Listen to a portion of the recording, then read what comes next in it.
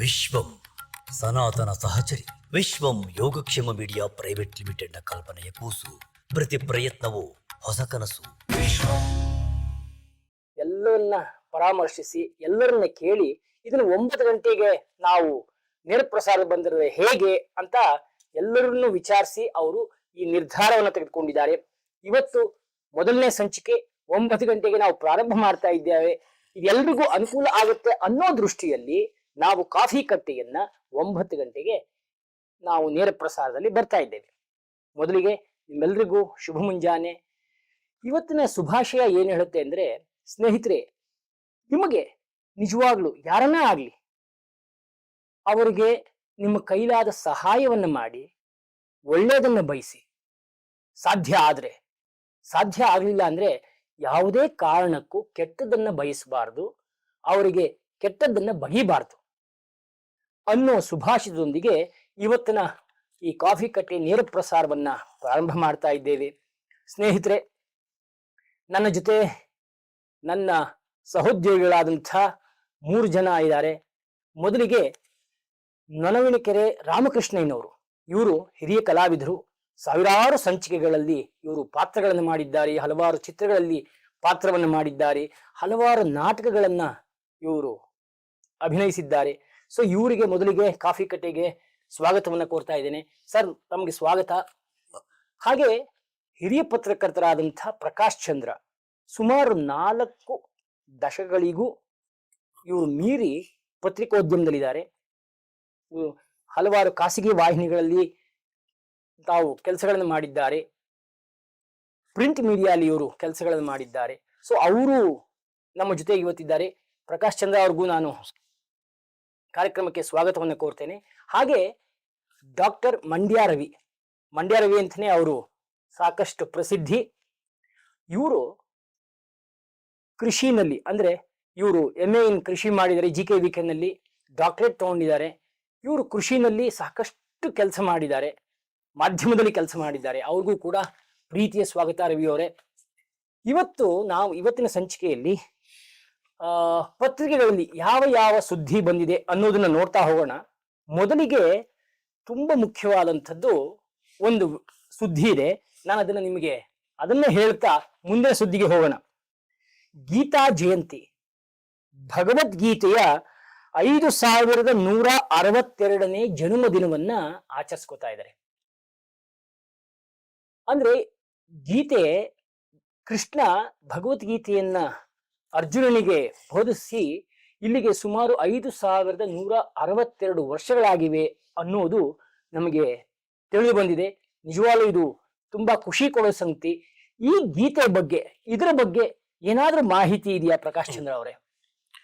ಒಂದು ಭಗವದ್ಗೀತೆ ಅಂದ್ರೆ ಅದು ಭಾರತದ ಸನಾತನ ಪರಂಪರೆಯನ್ನ ಪರಿಚಯಿಸುವಂಥದ್ದು. ಖಂಡಿತ. ಜೊತೆಗೆ ಜಾಗತಿಕವಾಗಿ ಜೀವನ ಮೌಲ್ಯಗಳು, ಅಂದ್ರೆ ಒಬ್ಬ ವ್ಯಕ್ತಿ, ಒಂದು ಸಮಾಜ ಹೇಗಿರ್ಬೇಕು, ಜೀವನದಲ್ಲಿ ಯಾವ ರೀತಿ, ಈಗ ಬಂಧು ಬಾಂಧವರು ಅಂತ ಇರಬೇಕು, ಆದ್ರೆ ಬಂಧು ಬಾಂಧವರಂತ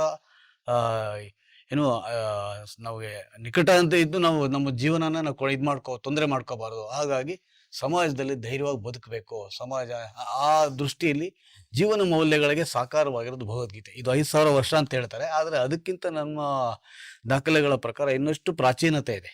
ಆದ್ರೆ ಅದು ಅಷ್ಟು ವರ್ಷಗಳನ್ನು ಅನೂಚಾನವಾಗಿ ಉಳಿಸ್ಕೊಂಡು ಬಂದಿರೋದು ನಮ್ಮ ವಿಶೇಷ. ಖಂಡಿತವಾಗಲು ಭಗವದ್ಗೀತೆ ಅನ್ನೋದು ಮನುಷ್ಯನ ಜೀವನ ಶೈಲಿ, ಪ್ರತಿಯೊಂದಕ್ಕೂ ನಮ್ಮ ಜೀವನ ಶೈಲಿ, ನಾವು ಹೇಗೆ ನಡ್ಕೋಬೇಕು, ಹೇಗೆ ನಡ್ಕೋಬಾರದು ಅನ್ನೋದನ್ನ ಭಗವದ್ಗೀತೆ ತಿಳಿಸ್ಕೊಡುತ್ತೆ. ಆ ಭಗವದ್ಗೀತೆಯ ಸಾರಾಂಶವನ್ನ ನಾವು ನೋಡಿದ್ರೆ ನಮ್ಮ ಜೀವನವನ್ನ ನಡೆಸಬಹುದು ಅನ್ನೋದು ನಿಮ್ಮ ಅಭಿಪ್ರಾಯ. ನಿಮಗೆ ಗೀತೆ ಬಗ್ಗೆ ಏನನ್ಸುತ್ತೆ? ಬಹಳ ವಿಶೇಷವಾದ 2 ಘಟನೆಗಳು ಹೇಳಲೇಬೇಕು. ಹೇಳಿ. ಡಾಕ್ಟರ್ ಮತ್ತೂರು ಕೃಷ್ಣಮೂರ್ತಿ ಅನ್ನೋರು ಭಾರತೀಯ ವಿದ್ಯಾಭವನ ಒಂದ್ಸಲ ಲಂಡನ್ ಹೋದಾಗ ಸೆಕ್ಯೂರಿಟಿ ಕೇಳ್ತಾನಂತೆ, ನೀವು ಯಾವ ದೇಶದವರು ಅಂತ. ನಾನು ಭಾರತ ಅಂತ ತಕ್ಷಣ, ಓಹೋ, ಭಗವದ್ಗೀತೆ ಕೊಟ್ಟಂತ ದೇಶದವರ ತಾವಂತ ಒಬ್ಬ ಬೇರೆ ವಿದೇಶದ ಸೆಕ್ಯೂರಿಟಿ ಆ ಮಾತು ಹೇಳ್ತಾನೆ. ಅದು ಭಗವದ್ಗೀತೆಯ ಮೌಲ್ಯ. ಇನ್ನೊಂದು, ನಮ್ಮ ಈ ವಿಶ್ವದ ದೊಡ್ಡ ಸೈಂಟಿಸ್ಟ್ ಐನ್ಸ್ಟೀನ್ ಆಗಬಹುದು, ತುಂಬಾ ದೊಡ್ಡ ದಾರ್ಶನಿಕರು ಆಗಬಹುದು, ಅವರೆಲ್ಲರಿಗೂ ಕೂಡ ಭಗವದ್ಗೀತೆ ಪರಿಣಾಮ ಬೀರಿದೆ, ಪ್ರಭಾವ ಬೀರಿದೆ ಅನ್ನೋದು ಬಹಳ ವಿಶೇಷ ಸರ್. ಖಂಡಿತ. ಇವತ್ತು ಭಗವದ್ಗೀತೆ ಬಗ್ಗೆ ಇಡೀ ಪ್ರಪಂಚ ಅದನ್ನ ಓದ್ತಿದೆ ಅಥವಾ ಅದರಲ್ಲಿರುವುದು ಏನು ಅನ್ನೋದನ್ನ ತಿಳ್ಕೊಳ್ತಾ ಇದೆ. ನಾವು ಭಾರತೀಯರು ಅದರಲ್ಲಿ ಹಿಂದೆ ಇದ್ದೇವೆ ಅನ್ನೋದು ಬಿಟ್ರೆ ಇವತ್ತು ಪ್ರಪಂಚದಾದ್ಯಂತ ಎಲ್ಲರೂ ಮಹಾಭಾರತ ಮತ್ತೆ ರಾಮಾಯಣವನ್ನ, ಅದರಲ್ಲೂ ಭಗವದ್ಗೀತೆಯನ್ನ ತುಂಬಾ ಅಧ್ಯಯನ ಮಾಡ್ತಿದ್ದಾರೆ. ಅವರು ತಿಳ್ಕೊಳ್ಳಿಕ್ಕೆ ಪ್ರಯತ್ನ ಪಡ್ತಾ ಇದ್ದಾರೆ.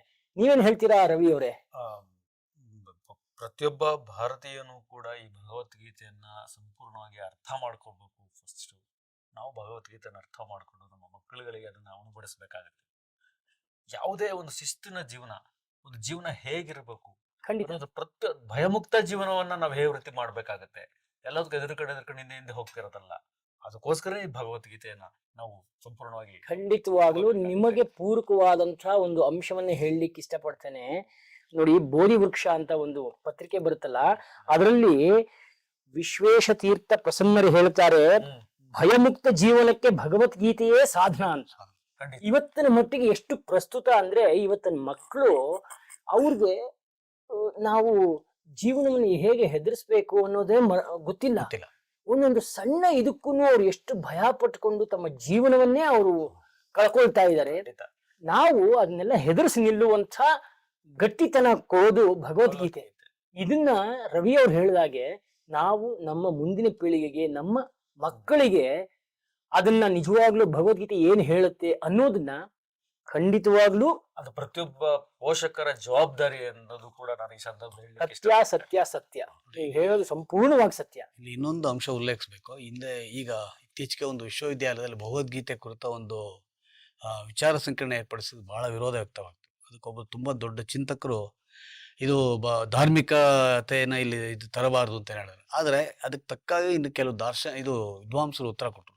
ಭಗವದ್ಗೀತೆ ಒಂದು ಧಾರ್ಮಿಕ ಗ್ರಂಥ ಅಂತ ಪರಿಗಣಿಸಬಾರ್ದು, ಅದೊಂದು ಜೀವನ ಮೌಲ್ಯಗಳನ್ನು ಪ್ರತಿಪಾದಿಸುವಂತ ಒಂದು ಇದು ಗೀತೆ ಇದು. ಹಾಗಾಗಿ ಆಮೇಲೆ ಇನ್ನೊಂದು ನೋಡಿ, ಭಗವದ್ಗೀತೆ ಹೇಗೆ ಬಂತು ಅನ್ನೋದು ನಮ್ಗೆಲ್ರಿಗೂ ಗೊತ್ತಿದೆ. ಅದು ಕೂಡ ಮಹಾಭಾರತ ಯುದ್ಧ ನಡೆಯುವಂಥ ಸಂದರ್ಭದಲ್ಲಿ ಈಗ ಅಲ್ಲಿ ಕೌರವರು ಪಾಂಡವರು ಕಾದಾಡ್ತಿದ್ದಾರೆ. ಕೌರವ್ರ ಕಡೆ ಪಾಂಡವ್ರಿಗೆ ಬೇಕಾದಂಥ ದೊಡ್ಡ ಹಿರಿಯರೆಲ್ಲ ಇದ್ದಾರೆ.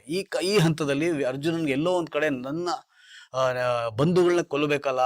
ಆಗ ಕೃಷ್ಣ ತನ್ನ ವಿಶ್ವರೂಪ ತೋರಿಸಿ, ಇದು ಬಂಧುತ್ವದಲ್ಲ, ಧರ್ಮ ಅಧರ್ಮಗಳ ಪ್ರಶ್ನೆ.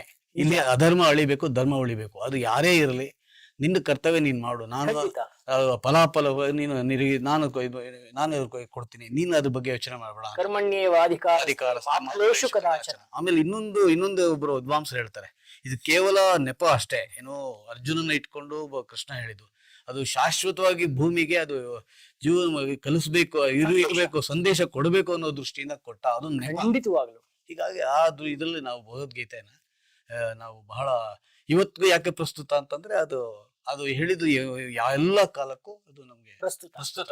ಇನ್ನೊಂದು ಮುಖ್ಯ ಸಂಗತಿ ಸಂದರ್ಭದಲ್ಲಿ ಹೇಳ್ಬೇಕು ಸರ್, ವಿಶ್ವದಲ್ಲಿ ಅತಿ ಹೆಚ್ಚು ಮುದ್ರಣವನ್ನು ಕಂಡಿರ್ತಕ್ಕಂಥ ವಿಶ್ವದ ಹಲವಾರು ಭಾಷೆಗಳಲ್ಲಿ ತರ್ಜಮೆಯಾಗಿ ಅತಿ ಹೆಚ್ಚು ಮುದ್ರಣ ಆಗಿರೋದು ಭಗವದ್ಗೀತೆ ಅನ್ನೋ ಸಂಗತಿ ಬಹಳ ವಿಶೇಷವಾದ, ತುಂಬಾ ಒಳ್ಳೆ ಹೆಮ್ಮೆಯ ವಿಷಯ. ಮತ್ತೆ ಇದು ತುಂಬಾ ಮುಖ್ಯವಾದ ವಿಷಯ ಕೂಡ. ಇದು ನಮ್ಗೆ ಗೊತ್ತಾಗಬೇಕು. ಸೊ ಇದರ ಪ್ರಯುಕ್ತ ಡಿಸೆಂಬರ್ ಅಂದ್ರೆ ಇವತ್ತು ಸೋಮವಾರ ದಿವಸ ಇಸ್ಕಾನ್ನವರಿಂದ ನವಿ ಮುಂಬೈನಲ್ಲಿ 7 ಲಕ್ಷ ಭಗವದ್ಗೀತೆ ಪುಸ್ತಕಗಳನ್ನ ಹಂಚಿಕೆ ಮಾಡ್ತಾ ಇದ್ದಾರೆ. ತುಂಬಾ ಒಳ್ಳೆ ಸುದ್ದಿ, ನಿಜವಾಗ್ಲು ಮಹತ್ವದ ಇದು. ಇವತ್ತು ಡಿಸೆಂಬರ್ 1 ಸೋಮವಾರ ನವಿ ಮುಂಬೈನಲ್ಲಿ 7 ಲಕ್ಷ ಭಗವದ್ಗೀತೆ ಪುಸ್ತಕಗಳನ್ನ ಉಚಿತವಾಗಿ ಇಸ್ಕಾನ್ ಅವ್ರು ಕೊಡ್ತಿದ್ದಾರೆ. ಎಂಥ ದೊಡ್ಡ ಕೆಲಸ ಇದು. ಆಮೇಲೆ ಇತ್ತೀಚೆಗೆ ಇದನ್ನು ಜ್ಞಾಪಿಸ್ಕೊಳ್ಳೇಬೇಕು, ನರೇಂದ್ರ ಮೋದಿ ಅವರು ಇತ್ತೀಚೆಗೆ ಉಡುಪಿಗೆ ಬಂದಾಗ ಲಕ್ಷ ಕಂಠ ಗೀತಾ ಪಾರಾಯಣ ನಡೆಯಿತು. ನಿಜವಾಗ್ಲೂ ಇದೆಲ್ಲ ನೋಡ್ತಿದ್ರೆ ಒಂಥರ ನಮ್ಗೆ ಪೂರಕವಾದ ಅಂಶಗಳು ಮತ್ತೆ ಒಳ್ಳೆಯ ಸಂದೇಶ ಅಂತೂ ಸಿಗ್ತಾ ಇದೆ ಅಲ್ವಾ? ನೋಡಿ, ಇನ್ನೊಂದು ಭಗವದ್ಗೀತೆ ಮುಖಾಂತರ ಸಂಸ್ಕೃತ ಭಾಷೆ ಕೂಡ ಜೀವಂತವಾಗಿದೆ. ಈಗ ಸಂಸ್ಕೃತ ಮೃತ ಭಾಷೆ, ಯಾರು ಆಡಲ್ಲ ಅಂತಾರೆ. ಆದರೆ ಇದು ಯಾವ ರೀತಿ ಇದು ಒಂದು ಆಂದೋಲನವಾಗಿ ತೆಗೆದುಕೊಳ್ಳಲಾಗಿದೆ ಅಂದ್ರೆ, ಈಗ ನೋಡಿ ಭಗವದ್ಗೀತೆ ಅದು ಸಂಸ್ಕೃತ, ಬಹಳಷ್ಟು ಜನ ಸಂಸ್ಕೃತ ಅದರ ಹಿನ್ನೆಲೆಯಲ್ಲಿ ಸಂಸ್ಕೃತ ಕಲಿತು ಪಠಣ ಮಾಡ್ತಿದ್ದಾರೆ. ಆಮೇಲೆ ಕರ್ನಾಟಕದಲ್ಲಿ ಅಕ್ಷರಂ ಅಂತ ಚಮ್ಮು ಕೃಷ್ಣ ಶಾಸ್ತ್ರಿಗಳು ಸ್ಥಾಪನೆ ಮಾಡಿದ್ದು ಗಿರಿನಗರದಲ್ಲಿದೆ. ಅದು ಇವತ್ತಿಗೂ ಕೂಡ ಇಡೀ ದೇಶಾದ್ಯಂತ, ವಿಶ್ವಾದ್ಯಂತ ಸಂಸ್ಕೃತ ಪ್ರಸಾರದಲ್ಲಿ ತೊಡಗಿದೆ. ಇನ್ನೊಂದು ಹೇಳಲಿಕ್ಕೆ ಇದು ನನಗೆ ತಕ್ಷಣ ಜ್ಞಾಪಕ ಬಂದಿದ್ದು, ಈ ಭಗವದ್ಗೀತೆ ಪಾರಾಯಣ ಅಥವಾ ಭಗವದ್ಗೀತೆ ಕಾಂಪಿಟೇಷನ್ ನಲ್ಲಿ ಸ್ಪರ್ಧೆನಲ್ಲಿ ಒಬ್ಬ ಮುಸ್ಲಿಂ ಹುಡುಗಿ ಅವಳು ಮೊದಲನೇ ಸ್ಥಾನ ಬಂದು ಆ ಮುಸ್ಲಿಂ ಹುಡುಗಿ ಹೌದು. ಅವಳು ಭಗವದ್ಗೀತೆನಲ್ಲಿ ಮೊದಲನೇ ವಿಜೇತೆಯಾಗಿ ಬರ್ತಾಳೆ ಅವಳು. ಇದು ನಿಜವಾಗ್ಲೂ ತುಂಬಾ ಖುಷಿ ಕೊಡುವಂತ ವಿಷಯ ಅಲ್ವಾ ಸರ್? ಹೌದು ಹೌದು. ಅಂದ್ರೆ ಇದು ಭಗವದ್ಗೀತೆ ಎಲ್ಲ ಧರ್ಮದವ್ರಿಗೂ ಬೇಕಾಗಿದೆ, ಎಲ್ಲ ಧರ್ಮದವರು ಪಠಣ ಮಾಡಬಹುದು, ಎಲ್ಲ ಧರ್ಮದವರು ಅದನ್ನ ಅರ್ಥಕೋಬಹುದು ಅನ್ನೋದು ವಿಶೇಷತೆ. ಧರ್ಮಾತೀತ. ಧರ್ಮಾತೀತ. ವತ್ಸಾಜಿ ಅವರೇ, ಎಲ್ಲೂ ಕೂಡ ಅಲ್ಲಿ ಇವರೇ ಓದ್ಬೇಕು, ಇವರೇ ಮಾಡ್ಬೇಕು, ಇಲ್ಲ. ಇವ್ರದೇ ಹೌದು. ಇಲ್ಲ ಆಸ್ತಿ ಇದು ಎಲ್ಲೂ ಹೇಳಿಲ್ಲ. ಮನುಷ್ಯನ ಮೌಲ್ಯಗಳನ್ನ ಹೇಳ್ತಾ ಮೌಲ್ಯ ಇದೆ ಅಷ್ಟೇ. ಅದು ಮನುಷ್ಯನ ಮೌಲ್ಯಗಳು ಹೇಳ್ತಾ ಇದೆ. ಇದನ್ನ ಯಾರೋ ಕೆಲವು ಕಿಡಿಗೇಡಿಗಳು ಅದನ್ನ ಜಾತಿಗೆ ಸಂಬಂಧಪಟ್ಟ ಹಾಗೆ ಅಥವಾ ಇನ್ನೊಂದು ಧರ್ಮಕ್ಕೆ ಸಂಬಂಧಪಟ್ಟ ಹಾಗೆ ಇದನ್ನ ನೋಡಿ, ಜಾತಿ ಧರ್ಮ ಈಗೀಗ ನಾವು ಬಂದಿದ್ದು ಅಲ್ವಾ? ಹಿಂದೂ ಕೂಡ ಜಾತಿ ಧರ್ಮ ಅಲ್ಲ, ಅದೊಂದು ಜೀವನ ವಿಧಾನ. ಜೀವನ ವಿಧಾನ. ಹಾಗಾಗಿ ಭಗವದ್ಗೀತೆ ಬಂದಾಗ ಯಾವ ಧರ್ಮ ಜಾತಿ ಇರ್ಲಿಲ್ಲ. ಹಿಂದೂ ಅಂತ ನಾವು ಜೀವನ ವಿಧಾನ ಕರ್ಕೊಂಡ್ವಿ. ಆಮೇಲೆ ಏನಾಯ್ತು ಅಂದ್ರೆ ಬರ್ತಾ ಬರ್ತಾ ಈಗ ಅದನ್ನ ಈ ಮತೀಯ ಮೂಲಭೂತವಾದಿಗಳು ಏನಾಗುತ್ತೆ ಅದನ್ನ ಒಂಥರ ಬೈಫರ್ಕೇಟ್ ಮಾಡಿದ್ರು. ಸಂಕುಚಿತ. ನಾನು ಇನ್ನೊಂದು ನೋಡಿ, ನಾನು ಚಿಕ್ಕ ವಯಸ್ಸಿಂದ ಒಂದು ಸಮಾಜ ಸಂಘಟನೆಯಲ್ಲಿ ಸದಸ್ಯನಾಗಿದ್ದೆ. ಹ್ಮ್. ಆ ಚಿಕ್ಕ ವಯಸ್ಸಲ್ಲಿ ಒಬ್ಬ ನಮ್ಮ ನಂದಿಯಲ್ಲಿ ಚಿಕ್ಕಬಳ್ಳಾಪುರದ ಹತ್ರ ಮುಸ್ಲಿಂ ಹುಡುಗ, ನನ್ನ ಸ್ನೇಹಿತ, ಅವನು ನನಗಿಂತ ಭಗವದ್ಗೀತೆ ಚೆನ್ನಾಗಿ ಹೇಳ್ತಿದ್ದ. ಹಾ, ಹಾ, ಹಾ. ತಂದೆ ತಾಯಿ ಪ್ರೋತ್ಸಾಹ ಕೊಡ್ತಿದ್ರು. ನಿಜ. ಈಗ ಆ ತರದ್ದು ಎಲ್ಲಾ ಧರ್ಮಗಳಲ್ಲೂ ಎಲ್ಲ ಇದ್ರಲ್ಲೂ ಆ ತರ ಸತ್ಸಂಪ್ರದಾಯ ಇದ್ದಿದ್ರೆ ಖಂಡಿತ ನಾವು ಕೋಮು ವಿವಾದ, ಕೋಮು ಗಲಾಟೆ, ಕೋಮು ಗಲಭೆ ಅನ್ನೋದೇ ಇರ್ತಾ ಇರ್ಲಿಲ್ಲ. ವತ್ಸಾಜಿ ಇನ್ನೊಂದು ಗಮನಿಸಬಹುದು, ಹೇಳಿ. ಈ ಆಂಗ್ಲ ಶಾಲೆಗಳ ಹೊರತಾಗಿ ಬೇರೆ ಎಲ್ಲ ಕನ್ನಡ ಶಾಲೆಗಳಲ್ಲಿ ಭಗವದ್ಗೀತೆ ಕಲಿಸ್ತಾರೆ. ಅದು ಒಂದು ಸಂತಸ ಸಂಗತಿ. ಹಾ, ಕಲಿಸ್ಬೇಕು ಕೂಡ. ನಾವು ನಮ್ಮ ಕನ್ನಡ ಶಾಲೆಗಳು ಅಥವಾ ನಮ್ಮ ಶಾಲೆಗಳು ಅಂತ ಏನಿವೆ ಇವಾಗ ಅದು ಕ್ರೈಸ್ತರ ಆಡಳಿತಕ್ಕೆ ಸಂಬಂಧಪಟ್ಟಂತಹ ಶಾಲೆಗಳು ಅವ್ರು ಅದ್ ಏನ್ ಮಾಡ್ಕೋತಾರೋ ಬಿಡ್ತಾರೋ, ಅದು ಹೇಗೆ ನಡೀತಾ ಇದೆಯೋ ಇಲ್ಲೋ ನಮ್ಗಂತೂ ಗೊತ್ತಿಲ್ಲ. ನಮ್ಮ ಕಾಲದಲ್ಲಂತೂ ಬೇರೆ ಶಾಲೆಗಳು ಕೂಡ, ಅಂದ್ರೆ ಸರ್ಕಾರಿ ಶಾಲೆದಲ್ಲಿ ಅಲ್ದಲೆ ನಮ್ಮ ಕಾಲದಲ್ಲೂ ನಾವು ಭಗವದ್ಗೀತೆಯನ್ನ ಪಠಣ ಮಾಡ್ತಿದ್ವಿ, ಕಾಂಪಿಟೇಷನ್ಗೆ ಹೋಗ್ತಿದ್ವಿ ನಾವು ಹೆಚ್ಚು. ಸರ್, ಅದರಿಂದ ನಾವು ನಿರರ್ಗಳವಾಗಿ ಮಾತಾಡ್ಲಿಕ್ಕೆ ಸಾಧ್ಯ ಇದೆ. ಖಂಡಿತವಾಗಿ. ಆಮೇಲೆ ಭಗವದ್ಗೀತೆ ಪಠಣ ಮಾಡೋದ್ರಿಂದ ನಮ್ಮ ಭಾಷೆ ಉತ್ತಮವಾಗುತ್ತೆ, ನಾಲ್ಗೆ ಚೆನ್ನಾಗಿ ಹೊರಳುತ್ತೆ. ಇದು ಇದರ ವಿಶೇಷತೆ. ಇದನ್ನ ನೀವು ತಿಳ್ಕೊಳ್ಳದಲೆ ಬರೀ ಸಂಕುಚಿತವಾಗಿ ಇದ್ ಮಾಡ್ಕೊಂಡ್ರೆ ಇಷ್ಟೇ ಪ್ರಪಂಚ ಅನ್ಕೊಂಡ್ಬಿಡಿ ಅಷ್ಟೇ. ನೋಡಿ, ಕೇವಲ ಭಾರತಕ್ಕೆ ಸೀಮಿತವಾಗಿದ್ದ ಭಗವದ್ಗೀತೆನ ವಿದೇಶಗಳಲ್ಲಿ ತುಂಬಾ ಹೆಚ್ಚು ಪರಿಣಾಮಕಾರಿಯಾಗಿ ಪ್ರಸಾರ ಮಾಡೋದ್ರಲ್ಲಿ ಇಸ್ಕಾನ್ ಪಾತ್ರ ಖಂಡಿತವಾಗ್ಲು. ಯಾಕಂದ್ರೆ ಅವರು ನನಗೆ ನೋಡಿ ಎಲ್ಲಾ ಕಡೆ ಎಲ್ಲಾ ಭಾಷೆಗಳಲ್ಲೂ ಇಸ್ಕಾನ್ ಅವರು ಭಗವದ್ಗೀತೆಯನ್ನು ಮುದ್ರಿಸಿದ್ದಾರೆ. ಹೌದು. ನನಗೆ 10 ವರ್ಷದ ಕೆಳಗೆ ಒಬ್ರು ಇಸ್ಕಾನ್ ಸಿಬ್ಬಂದಿ ನನಗೆ ಒಂದು ಭಗವದ್ಗೀತೆ ಪ್ರತಿ ಕೊಡಿ, ಈಗಲೂ ಇದೆ ನನ್ನ ಹತ್ರ. ಅಂದ್ರೆ ಯಾವ ಮಟ್ಟಿಗೆ ಅವರು ಪ್ರತಿಫಲಾಪ ಏನು ಅಪೇಕ್ಷೆ ಪಡದೆ ಬೇರೆ ರೂಪದಲ್ಲಿ ದೇಣಿಗೆ ತಗೋತಾರೆ, ಆದ್ರೆ ಉಚಿತವಾಗಿ ಎಲ್ಲ ಕಡೆ ಭಗವದ್ಗೀತೆಯನ್ನು ಕೊಡ್ತಾರೆ. ಸರ್, ಸಮಾಜದಿಂದ ದೇಣಿಗೆ ತಗೊಂಡ್ರು ಸಮಾಜಕ್ಕೆ ಅದನ್ನ ವಿನಿಯೋಗಿಸ್ತಾ ಇದ್ದಾರೆ ವಿನಃ ಇನ್ಯಾವ ಅನ್ಯಥಾ ಕಾರ್ಯಗಳಲ್ಲಿ ಅವ್ರು ಯಾವುದನ್ನು ಇದು ಮಾಡಿಲ್ಲ. ಇನ್ನು ಮುಂದಿನ ಬೇರೆ ವಿಷಯ ನಾವು ಸುದ್ದಿ ಸಮಾಚಾರಗಳನ್ನ ನೋಡೋದಾದ್ರೆ, ಇಂದಿನಿಂದ ಸಂಸತ್ ಚಳಿಗಾಲದ ಅಧಿವೇಶನ ನಡೀತಾ ಇದೆ. ಚರ್ಚೆಗೆ ಪಟ್ಟು ಸರ್ಕಾರಕ್ಕೆ ಇದು ಇಕ್ಕಟ್ಟಾಗ್ತಿದೆ. ವಿರೋಧ ಪಕ್ಷಗಳು ಚರ್ಚೆಗೆ ಪಟ್ಟನ್ನು ಹಿಡಿದಿದ್ದಾರೆ, ಸರ್ಕಾರಕ್ಕೆ ಅದು ಇಕ್ಕಟ್ಟಾಗ್ತಿದೆ. ಪ್ರತಿಪಕ್ಷಗಳ ಸಹಕಾರ ಕೋರಿದ ಸರ್ಕಾರ. ಸೊ ಇದು ಚಳಿಗಾಲದ ಅಧಿವೇಶನ. ಇದ್ರ ಬಗ್ಗೆ ತಮ್ಮ ಅಭಿಪ್ರಾಯಗಳನ್ನ ಹೇಳ್ಬೋದು. ಏನೇನು ಇವತ್ತಿನ ವಿದ್ಯಮಾನಗಳು, ನಾವೊಂದು ಚುರುಕಾಗಿ ಇದನ್ನ ಮುಗಿಸ್ಬೋದು. ಪ್ರತಿ ಅಧಿವೇಶನಕ್ಕೆ ಮುಂಚೆ ಸಂಸತ್ ಅಧಿವೇಶನ ಆಗಲಿ, ವಿಧಾನಮಂಡಲ ಅಧಿವೇಶನ ಆಗಲಿ, ಅದಕ್ಕೆ ಹಿಂದಿನ ದಿನ ಸರ್ಕಾರ ಪ್ರತಿಪಕ್ಷಗಳು ಎಲ್ಲ ಸರ್ಕಾರ ನಾಯಕರನ್ನು ಒಂದು ಸಭೆ ಕರೆದು ಅದ್ರ ಬಗ್ಗೆ ನಡಾವಳಿಗಳನ್ನೆಲ್ಲ ಹೇಳಿ ಸಹಕಾರ ಕೋರೋದು ಒಂದು ಪದ್ಧತಿ. ಹಾಗಾಗಿ ನಿನ್ನೆ ರಕ್ಷಣಾ ಸಚಿವ ರಾಜನಾಥ್ ಸಿಂಗ್ ನೇತೃತ್ವದಲ್ಲಿ ಆಗಿದೆ. ಏನು ಎಲ್ಲ ವಿಷಯಗಳ ಬಗ್ಗೆ ಸರ್ಕಾರ ಮುಕ್ತವಾಗಿ ಚರ್ಚೆಗೆ ಸಿದ್ಧವಾಗಿದೆ, ನಿಮ್ ಸಹಕಾರ ಕೊಡಬೇಕು ಅಂತ ಹೇಳಿದ್ರೆ ಈ ಸಮಯದಲ್ಲೇ ಪ್ರತಿಪಕ್ಷಗಳು ಒಂದು ತಂತ್ರ ರೂಪಿಸಿದೆ. ಏನು ದೆಹಲಿಯಲ್ಲಿ ಏನು ಇತ್ತೀಚೆಗೆ ಕಾರ್ ಬಾಂಬ್ ಸ್ಫೋಟ ಆಯಿತು, ಅದರಲ್ಲಿ ಸರ್ಕಾರದ ಮತ್ತು ಗುಪ್ತಚರ ಇಲಾಖೆ ವೈಫಲ್ಯ, ಆಮೇಲೆ ದೇಶಾದ್ಯಂತ ಈಗ ವಿವಾದ ಎಬ್ಸಿರುವಂತಹ ಮತದಾರರ ಪಟ್ಟಿ ವಿಶೇಷ ಪರಿಷ್ಕರಣೆ ಏನಿದೆ SIR ಅದು, ಆಮೇಲೆ ಇನ್ನು ಕೆಲವು ಕಾರ್ಮಿಕ ಕಾನೂನುಗಳಿರ್ಬೋದು, ಕೆಲವೆಲ್ಲ ಬೇರೆ ಈ ಎಲ್ಲ ವಿಚಾರಗಳಲ್ಲಿ ಇವತ್ತು ಸರ್ಕಾರನ ತರಾಟೆ ತೆಗೆದುಕೊಂಡು ಸದ್ದಾಗಿದೆ. ಅಂದ್ರೆ ಪರಿಪಾಠದಂತೆ ಇವತ್ತು ಮೊದಲನೇ ದಿನ ಯಾವುದೇ ಚರ್ಚೆ ಇರೋದಿಲ್ಲ. ಏನು ಅಕಾಲಿಕ ನಿಧನಕ್ಕೊಳಗಾದಂತ ಇರುವ ಎಲ್ಲ ಸದಸ್ಯರಿಗೆ ಆಮೇಲೆ ಹಿರಿಯರಿಗೆ ಏನು ಶ್ರದ್ಧಾಂಜಲಿ ಸಲ್ಲಿಸಿದ ನಂತರ ನಾಳೆ ಮತ್ತೆ ಇದಾಗತ್ತೆ. ಆಮೇಲೆ ಈಗ ಈ ಸಂಸತ್ ಈ ಅಧಿವೇಶನದಲ್ಲಿ 13ಕ್ಕೂ ಹೆಚ್ಚು ಮಸೂದೆಗಳನ್ನ ಮಂಡಿಸಲಿಕ್ಕೆ ಸರ್ಕಾರ ಸಿದ್ಧತೆ ನಡೆಸಿದೆ. ಅದರಲ್ಲಿ ಜನವಿಶ್ವಾಸ ಮಸೂದೆ, ದಿವಾಳಿತನ ಸಂಹಿತೆ, ರಾಷ್ಟ್ರೀಯ ಹೆದ್ದಾರಿಗಳ ಮಸೂದೆ, ಪರಮಾಣು ಶಕ್ತಿ, ಕಾರ್ಪೊರೇಟ್ ಕಾನೂನು, ಕೇಂದ್ರ ಅಬಕಾರಿ, ಆಮೇಲೆ ಮಣಿಪುರಕ್ಕೆ ಸರಕು ಮತ್ತು ಸೇವಾ ತೆರಿಗೆ 2ನೇ ತಿದ್ದುಪಡಿ, ಹೀಗೆ 10 ಹಲವು ಇದೆ. ಅದರಲ್ಲಿ ಇವರು ಜಯರಾಮ್ ರಮೇಶ್ ಏನ್ ಹೇಳಿದ್ದಾರೆ ಅಂದ್ರೆ 13 ಪಟ್ಟಿ ಮಾಡಿದೆ. ಅದರಲ್ಲಿ 10 ಮಸೂದೆಗಳ ಬಗ್ಗೆ ಸ್ಥಾಯಿ ಸಮಿತಿಗಳ ಪರಿಶೀಲನೆ ನಡೆದಿಲ್ಲ. ಸರ್ಕಾರ ತರಾತುರಿಯಲ್ಲಿ ಇದೆಲ್ಲ ಮಂಡಿಸ್ಬಿಟ್ಟಿದೆ. ಅದು ಮುಂಚೆ ನಮ್ಗೆ ಅದು ಏನು ಅಂತಾದ್ರೂ ತಿಳಿದೆ. ಈಗ ನಾವು ಅದನ್ನ ಹೇಗೆ ಅಂದ್ರೆ ಸರ್ಕಾರ ತನ್ನ ಇದನ್ನ ಬೆಳೆ ಬೇಯಿಸ್ಕೊಳ್ಳೋಕೆ ಈ ರೀತಿ ಸಂಸತ್ ಅಧಿವೇಶನ ಉಪಯೋಗಿಸುವಂತ ಆರೋಪ ಮಾಡ್ತಾರೆ. ಅದು ಇವತ್ತು ಇಂದಿನ ಈ ಅಧಿವೇಶನದಲ್ಲಿ ಅದೆಲ್ಲ ಏನು ಅಂತ ಗೊತ್ತಾ, ಸರ್ಕಾರ ಕೊಡ್ತು ಅಥವಾ ಗಲಾಟೆ ಆಗಿ ಯಥಾ ಪ್ರಕಾರ ಮತದಾರರ ತೆರಿಗೆ ಹಣ ವ್ಯರ್ಥ ಆಗುತ್ತೋ ಅನ್ನೋದನ್ನ ಈಗ ನಾವು ನೋಡ್ಕೋಬೇಕಾಗುತ್ತೆ. ರಾಮಕೃಷ್ಣಯ್ಯನವರೇ, ನೀವು ಯಾವ ಸುದ್ದಿ ಸಮಾಚಾರವನ್ನ ಹೇಳಲಿಕ್ಕೆ ಹೋಗ್ತಿದ್ದೀರಾ? ಯಾವ ದಿನಪತ್ರಿಕೆ ಇದು? ಹೋಗ್ತಿದ್ದೀನಿ. ಅದಕ್ಕೆ ಮುಂಚೆ ಒಂದು ಮಾತು ಹೇಳ್ಬಿಡ್ತೀನಿ. ಹೇಳಿ. ನಮ್ಮ ಪ್ರಕಾಶ್ ಚಂದ್ರ ಸರ್ ಹೇಳಿದ್ರಲ್ಲ, ಸಂಸತ್ಗಳಲ್ಲಿ ಪರ ವಿರೋಧ, ಅದಕ್ಕೆ ಚಳಿ ಬಿಡಿಸು ಅಂತಾರೆ. ಚಳಿ ಬಿಡಿಸು ಅಂತ ಸಾಮಾನ್ಯ ಭಾಷೆಯಲ್ಲಿ. ಈ ಚಳಿಗಾಲ ಅದ್ಭುತ. ಚಳಿಗಾಲ ಮನೆ ಜನಗಳೇ ಆಚೆ ಬರ್ತಿಲ್ಲ ಅಂತ ಚಳಿಗಾಲದಲ್ಲಿ ಈ ತರ ಕಾಫಿ ಕಟ್ಟೆ ನೀವು ನಡೆಸಿಲ್ಲ, ಅದು ನಿಮಗೆ ಮೊದಲು ಹೊಂದಿಸ್ಬೇಕಂತ ಆಸೆ ಆಗ್ತಾ ಇದೆ. ಅದ್ರಲ್ಲಿ ನೀವು ನಮ್ಮ ಜೊತೆಗಿರೋರೇನೆ. 2 ವಿಷಯ ತರಬೇಕಂತಿದೆ ಸರ್. ಹೇಳಿ. VSIL ಪುನಶ್ಚೇತನಕ್ಕೆ 4,000 ಕೋಟಿ ರೂಪಾಯಿ. ಭದ್ರಾವತಿ ಕಾರ್ಖಾನೆ ನಾಲ್ವಡಿ ಕೃಷ್ಣರಾಜ ಒಡೆಯರು ಸ್ಥಾಪನೆ ಮಾಡಿದ್ದು VASL ಭದ್ರಾವತಿ ಕಾರ್ಖಾನೆ. ವಿಶ್ವೇಶ್ವರಯ್ಯನವರ ಮುಂದಾಳತ್ವದಲ್ಲಿ ನಾಲ್ವಡಿ ಕೃಷ್ಣರಾಜ ಒಡೆಯರು ಕಾರ್ಖಾನೆಗಳಿಗೆ ಕನ್ನಡ ಸಾಹಿತ್ಯ ಪರಿಷತ್ತು ಈ ನಾನಾ ಕ್ಷೇತ್ರಗಳಿಗೆ ನಾಲ್ವಡಿ ಕೃಷ್ಣರಾಜರು ನಾಂದಿ ಹಾಕಿದ್ದಂತ VSIL ಪುನಶ್ಚೇತನ. ಖಂಡಿತ ಸರ್, ಅದ್ರ ಬಗ್ಗೆ ಕೇಂದ್ರ ಮಂತ್ರಿಗಳಾದ HD ಕುಮಾರಸ್ವಾಮಿ 4,000 ಕೋಟಿ ಕೇಳಿದ್ದಾರೆ. ಅದು ಆದ್ರೆ ಒಳ್ಳೇದು. ಯಾಕಂದ್ರೆ ನಮ್ಮ ಕರ್ನಾಟಕದ ಬಹಳ ಹೆಸರಾಂತ ಕಾರ್ಖಾನೆ ಅದು.